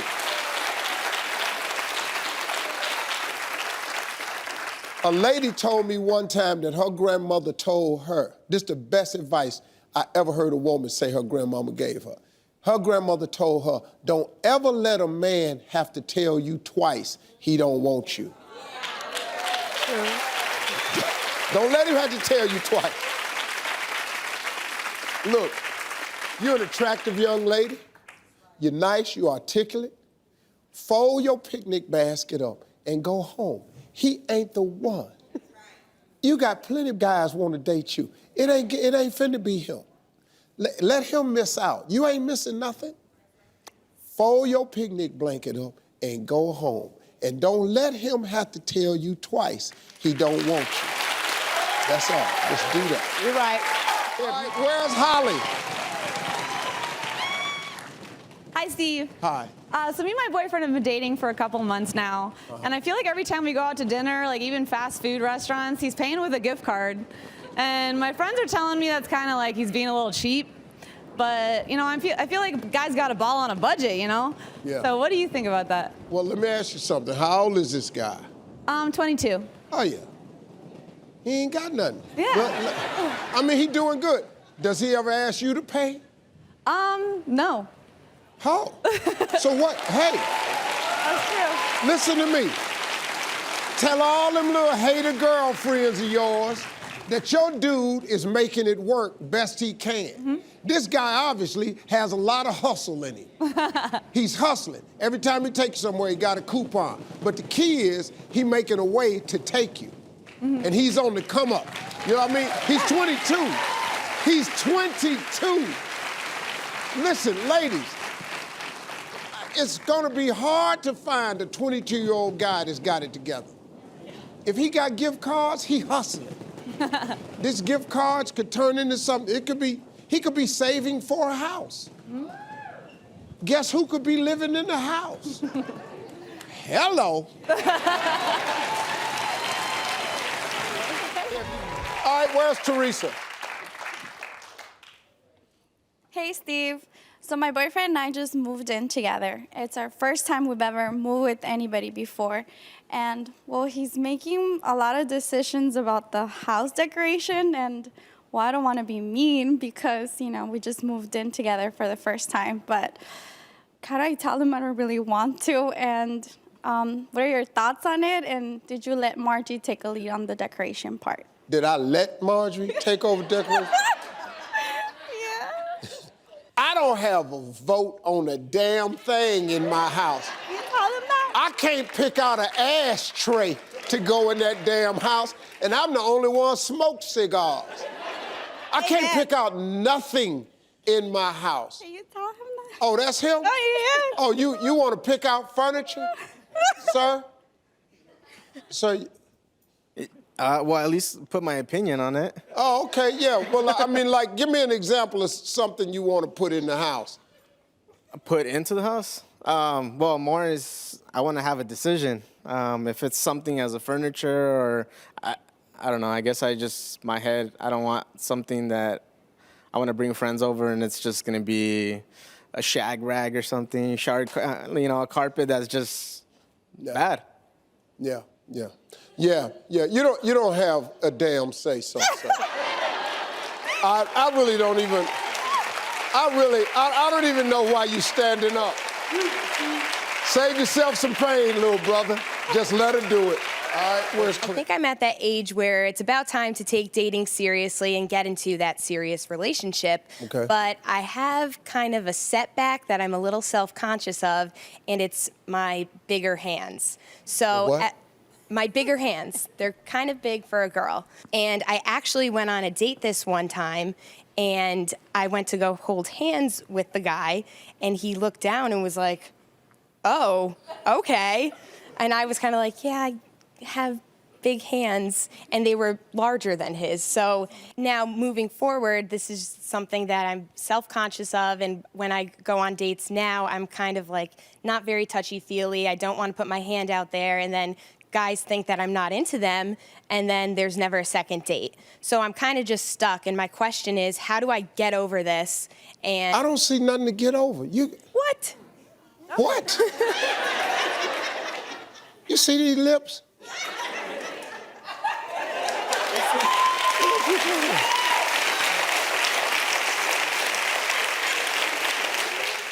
These ain't big lips. These is advantages. Okay. These ain't big lips. These is situations. These ain't big lips. This is joy and happiness.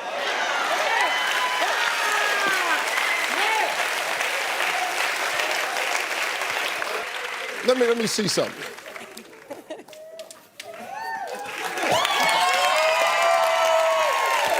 Let me see you. Oh, yeah, put your hand up. Oh, well, you have big hands. See, look at that. You don't really have big hands. I do. They're big for a girl. Yeah, but see, there are advantages, too. Okay. You put your hands on a man.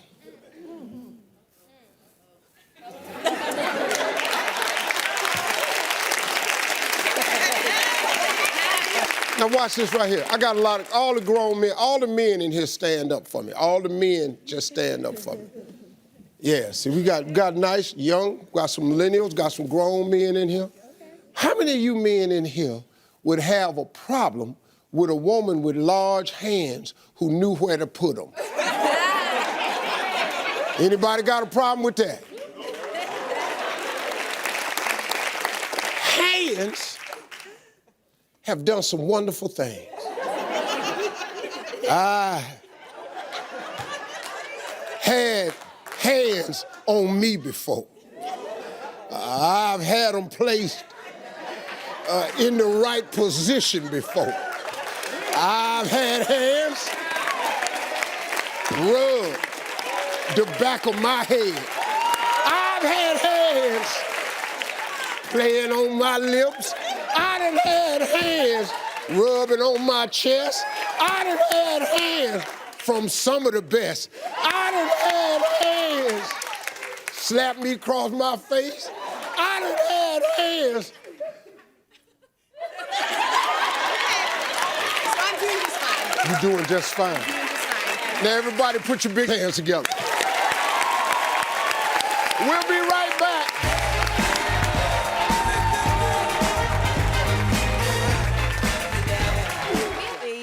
I'm single, but I am dating. Okay. And I'm not getting like the reoccurring dates.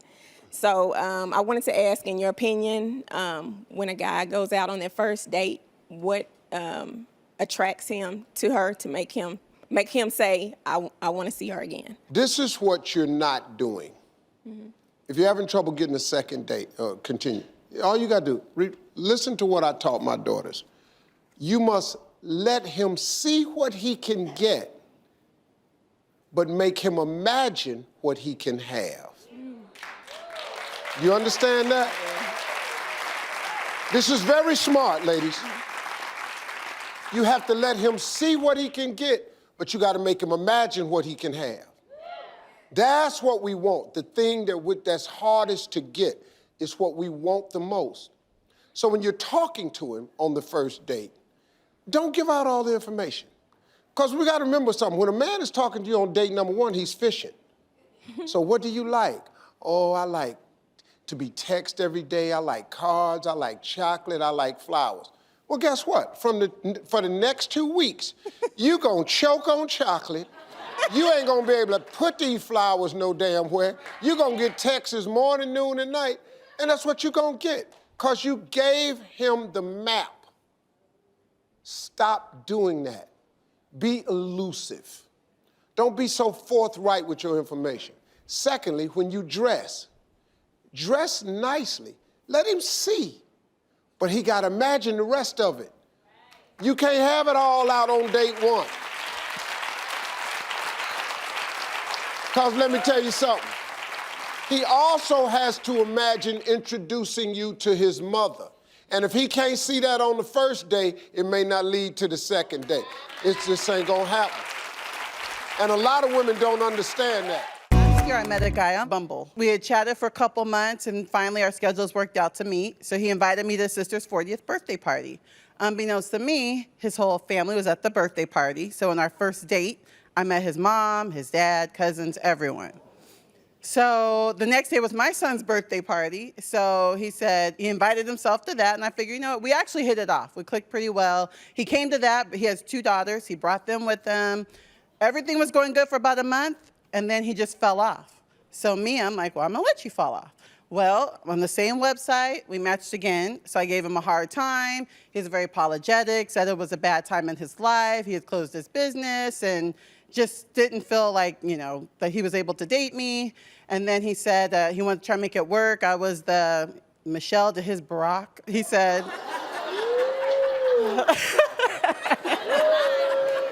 yeah. So we go about another month, and he fell off again. So my question is, why do men do that? Why beg, ask for a second chance, and you're gonna do the same thing? Why? What's the point? You know why we do that? Because you're going to give us a second chance. I want you to hear this now. No, you're going to give us a second chance. This is a pattern of behavior. You matched him. I don't know how this worked. I don't know how Bumble, but y'all matched the first time. He bounced. Y'all back on the site again. Y'all match again. You doing what you do, he doing what he do. Guess who he found? The same victim back on the same site. So now, let me go on and say what I know she want to hear. It worked the first time. All he added was an apology to it. He was the same guy. He on Bumble. He the Bumble dude. Listen, I don't like this about men. I'm gonna be honest with you. I don't like this about men. But I just gave you a description of how we are. And we do this when you're not the one. When you're not the one, we do this. When you're the one, you won't see this.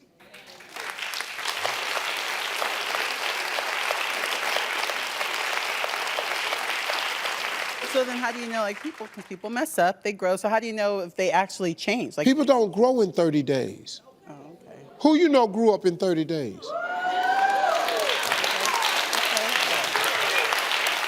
Who?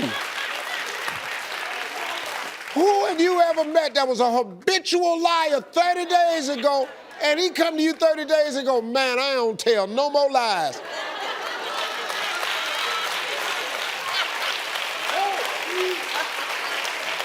So here's what you do. I wrote a book called Act Like a Lady, Think Like a Man. I told y'all. I read it. I'm gonna need to read it. Huh? I read it. And 30 days, show me where in the book I said in 30 days. I said 90 damn days. I told y'all, 30, you can't learn nothing in 30. You ain't finna.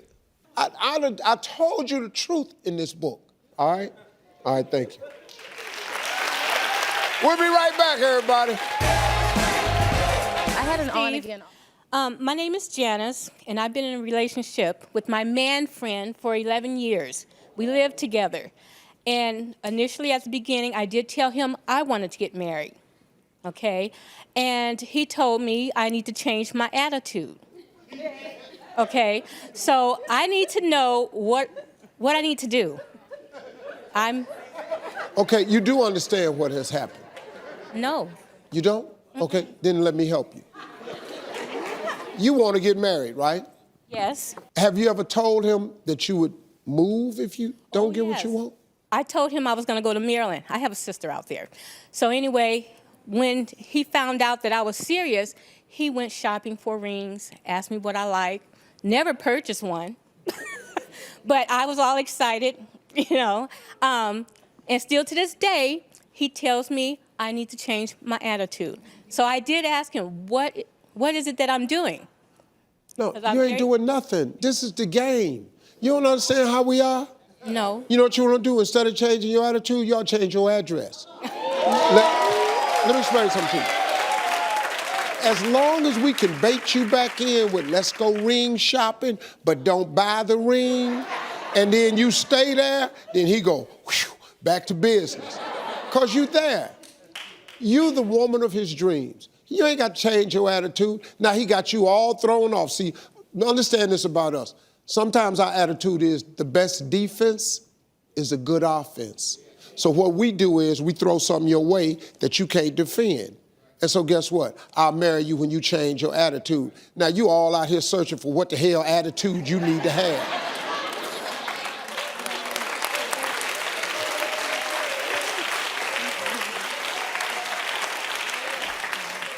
There's nothing wrong with your attitude.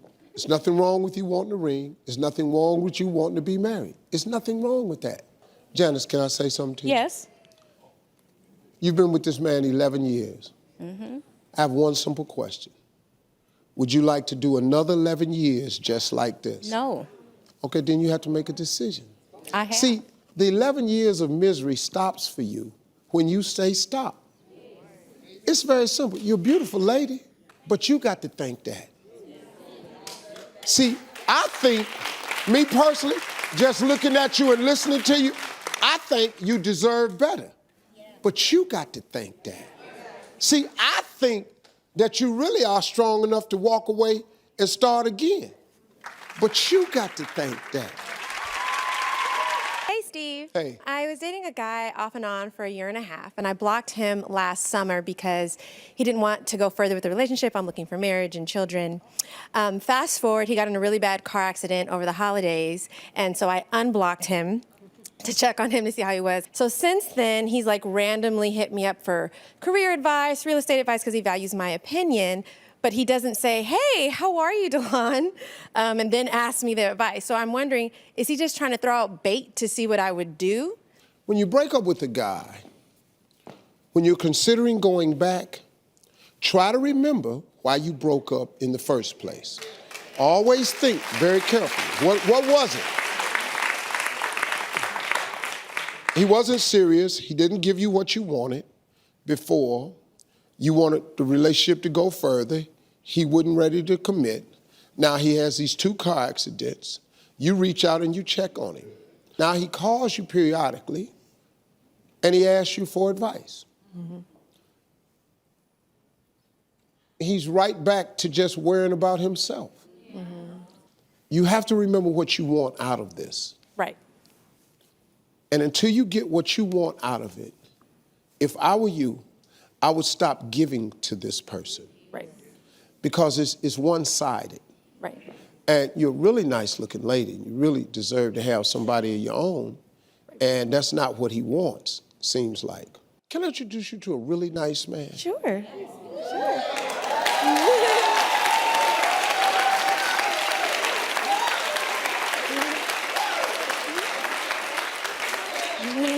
I'm going to introduce you to him today. Oh, okay. Okay. He works for me. Oh, okay. As a matter of fact, I have 2 guys for you. Oh, okay. Yeah. You just got yourself some options today. Thank you. Yeah. Thank you. Hey, Steve. Hey, Marjorie. Hi, how are you? Okay, so me and this handsome thing been together for 2.5 years now. About 2.5 weeks ago, we decided to pack up and move from Cleveland, Ohio to Los Angeles, to follow our dreams. It was hard because, leaving my family, my friends, my job, everything, it could be a lot. But overall, I love him, that's my baby. So in the end, I do want a long-term commitment. It may not be today or tomorrow or this week or this year, but I'm keeping hope alive, making sure our relationship is doing good, and, we following our dreams. But Marjorie, for you, when you first started dating Mr. Harvey, how did you know that he was in it for the long run?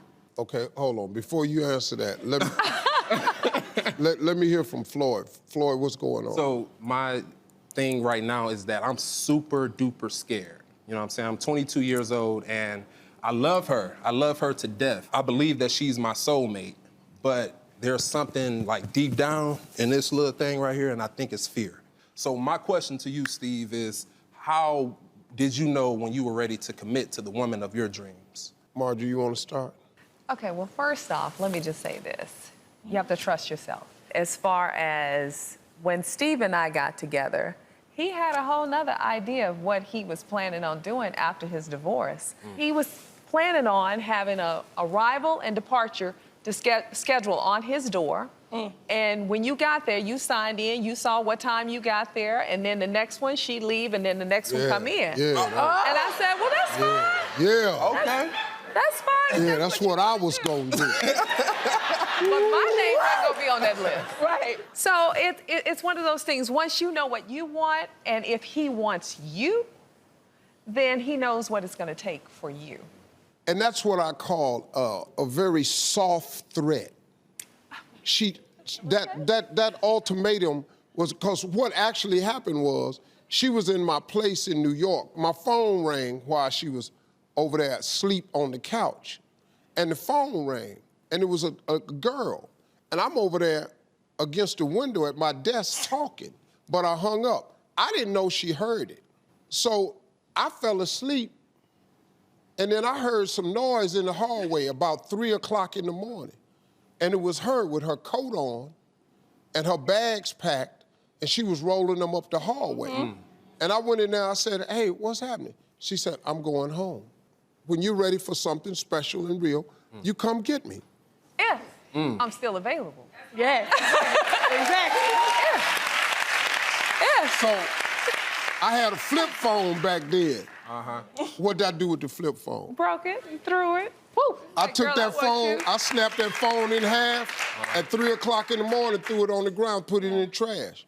But see, Floyd, let me say this to do. You kind of got yourself in a tough spot. She gave up everything to move out here with you. Family, friends, comfort.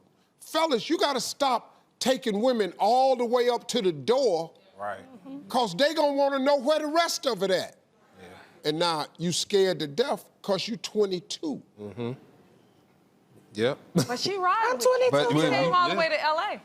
Yeah. She came all the way to LA. That's very true. You know, it's been a lot of things, like, you know, negative things that's been trying to hold us back. But we pray every day, you know, we read the Bible every day. You know, we want to be better, like losing our stuff on the way here because we drove here. We lost, like, everything. So, like, you know. Lost the stuff?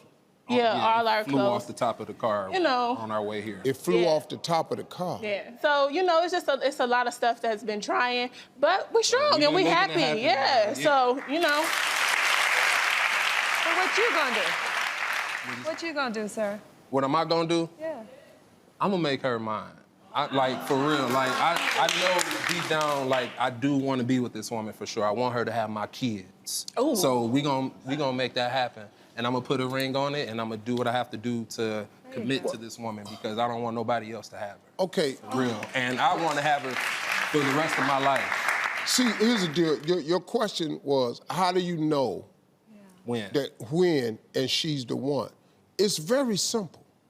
If you can't breathe good when she ain't around, she the one. If you miss her, if you go somewhere and wish she had came, she the one.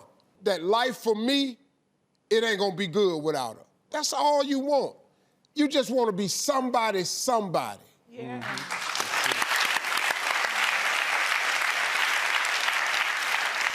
Can we help him buy some clothes? Ken, what? I knew you was gonna. Go ahead, baby. Go ahead. So we're gonna help you guys get back on your feet. We'll help you buy your clothes that you got lost. We wish you the best. Hey, Steve. Hi. My boyfriend and I have been together, Michael, here for 7 years, and we both work long hours. We don't get to spend much time together. When we do, we're sitting on the couch at the house. It's football season now, so you know that I'm gonna have less time with him. Yeah. Okay? We haven't been out on a date in a few years. In a few years? A few years, Steve. A few years, Steve. Wow. Yeah, wow. Well, you're saving money. No, no, no. It's not about saving money. It's about enjoying life. I'm sorry. I do like to go to the beach, maybe museum, you know, walk around Museum. somewhere. I'm gonna tell you, listen to me. Dudes don't like museums. He does. You quit he asking us to go to does. museum. He does. When He I don't. You ain't been. Well then, Steve, how Now, he can I told get you him he to? liked museums when y'all was dating. But we still dating. You ain't been on a date in 2 years. Miss, do you know what your original complaint was? Because you changed it. We still dating. You ain't been nowhere in 2 years. Well, yeah, we've been to the house on the couch watching sports. Well, I'm gonna help you out a little bit.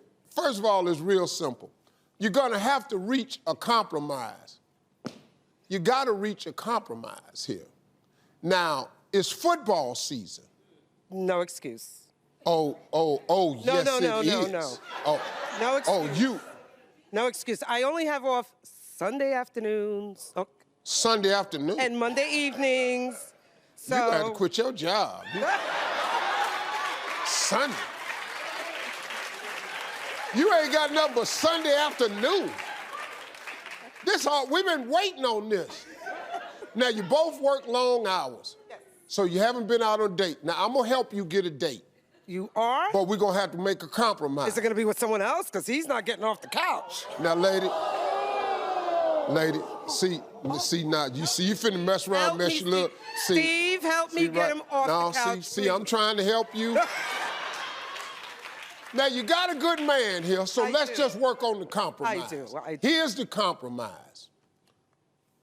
He's a football fan. Yes. Saturday is college football. So here's what we do. If you let him watch some college football games during the day, on Saturday, he has to take you out. It's not gonna work. Why not? He works Saturday morning, I work Saturday nights. Sorry, telling you my only days are Sunday and Monday, that's it. Okay, well, your only day is Saturday, Monday. Sunday, Monday. Sunday, Monday. Is he off on Monday? He is. He off on Monday, you off on Monday? Monday evenings, I am. Monday evenings? You're not off during the day? No, I'm not. You changing your shifts and everything. No, seriously. I work Monday morning, I work until 5, and then I have the evening, which is when I'd love to do something with him. Okay, so every other Monday is date night. Okay. Okay. Every other Monday, okay, you get to pick the place. You have to take her where she wants. Now, Sunday, during the day, where are you, ma'am? Sunday, I'm off until 7 p.m. Until 7 p.m. I am. Okay, then all we got to do, we're going to do a brunch, an early morning breakfast date. We're going to do a breakfast date. Where would you like to go to breakfast?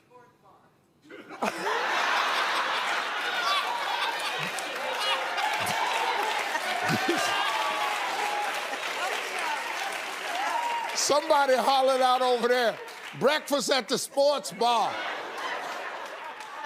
Chicken wings is good whenever you eat them. So, where would you like to go to breakfast? Anywhere near the water. I love being near the water, so anywhere. Anywhere near the water. Then he get to come home and he get to watch games and you go to work in the evening. Perfect. Then, every other Monday, he get off of football. You can go early or late. But the game come on at 5 out here, right? Hey, you watch damn near the whole game, then go out, but you'll be asleep by then, man. Yeah, you ain't been out in 2 years. You don't even know. No, for real, you don't even know how to stay up no more. Yeah. So that's my suggestion. That's it. Hey, we'll be right back, y'all. So, Steve, I recently just moved to LA about 7 months ago. I left behind a 3-year relationship. We lived together, 2 separate bedrooms, because that's what I wanted. I just cannot be underneath a guy 24 hours a day. So now he wants to move to LA. Now he's talking marriage. He also wants kids, and I absolutely do not want kids. Not only that, I don't even want to be in the same household. I want a 2 separate household marriage. So wait, you want a what? I want a 2 separate household marriage. Don't judge me because. I'm just listening. Okay. I'm a judge you in a minute. All right. I just need to hear. All right. So. Oh, the judging coming. I just need to hear all the facts. So you want a 2 household marriage? Yes. Okay. Correct. He knows a little bit that I don't want the kids. He doesn't know yet that I want the separate household marriage. So before he moves out here to LA, I hadn't told him yet. So I don't know if he's gonna go for it. So I'm asking you from a man's standpoint, what do you think? You want this judging now? Yeah. Why y'all even talking about marriage? Okay, but why can't have, I mean, what's the problem with a 2 separate household marriage? What is the problem with that? But who said that's not a marriage? Who made that? Why you cannot be in 2 separate places? Why Why do we have a problem with two household marriages? Because ain't nobody in here married living in two households. Okay. Go ahead. Go ahead. No, okay, but everybody also in the audience don't live the same either. So this is my life. So I'm just asking. Yeah, it's your life, baby. You can do what you want to do. You said from the male perspective. Yeah. You want me to marry you and go live in another house. Right. What you think I'm gonna be doing in this other house? No. Okay. I'm just from the male perspective. Okay. Okay, but you can come over.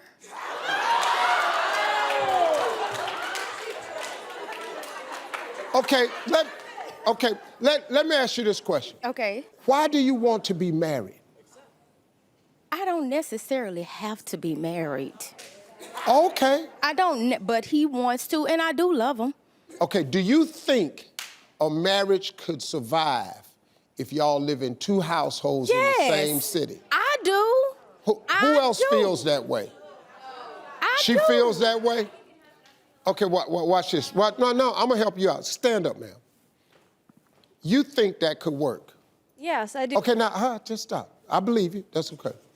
You ready? Are you married? No. Okay.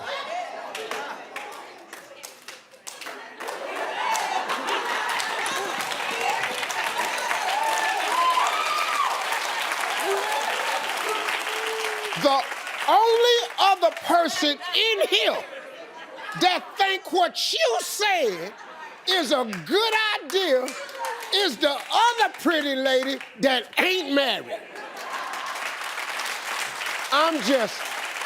Okay, let me help you out.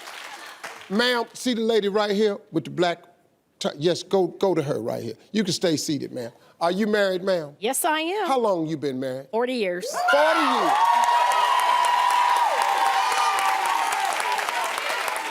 Let me ask you a question, ma'am. Would the man sitting next to you, would that happen to be your husband? Absolutely. Let me ask you something. Could you go into that house y'all been living in for 40 years and tell him that you want a separate house? Hell no.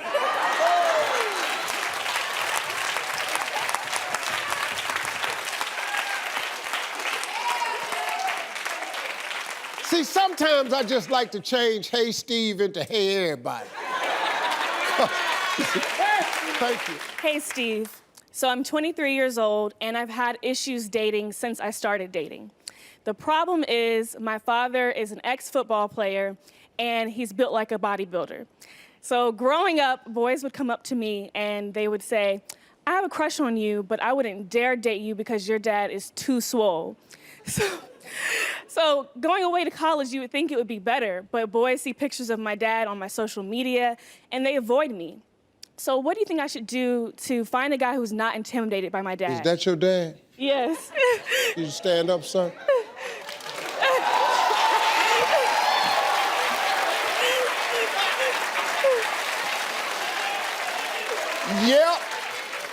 Yep, I see your problem.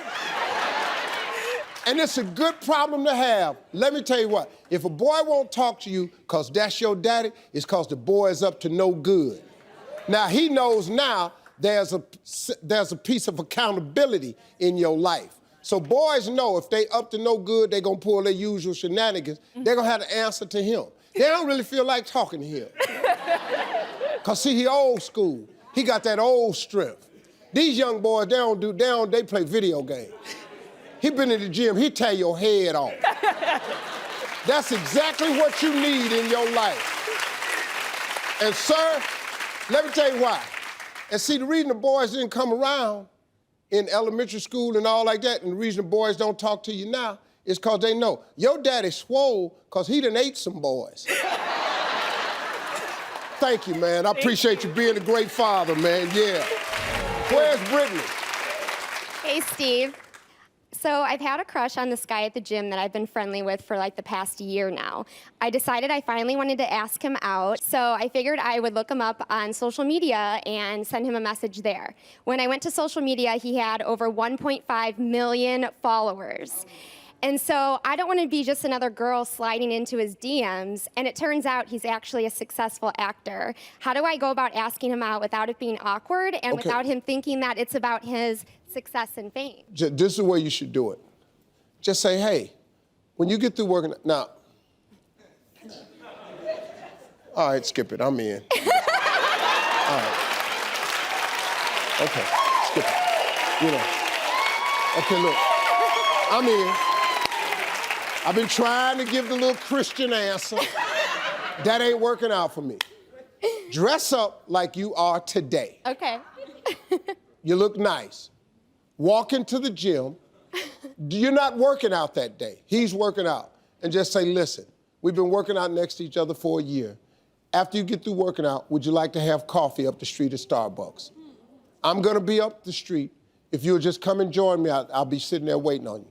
And then walk away. All right. If he comes up there to have coffee, you in.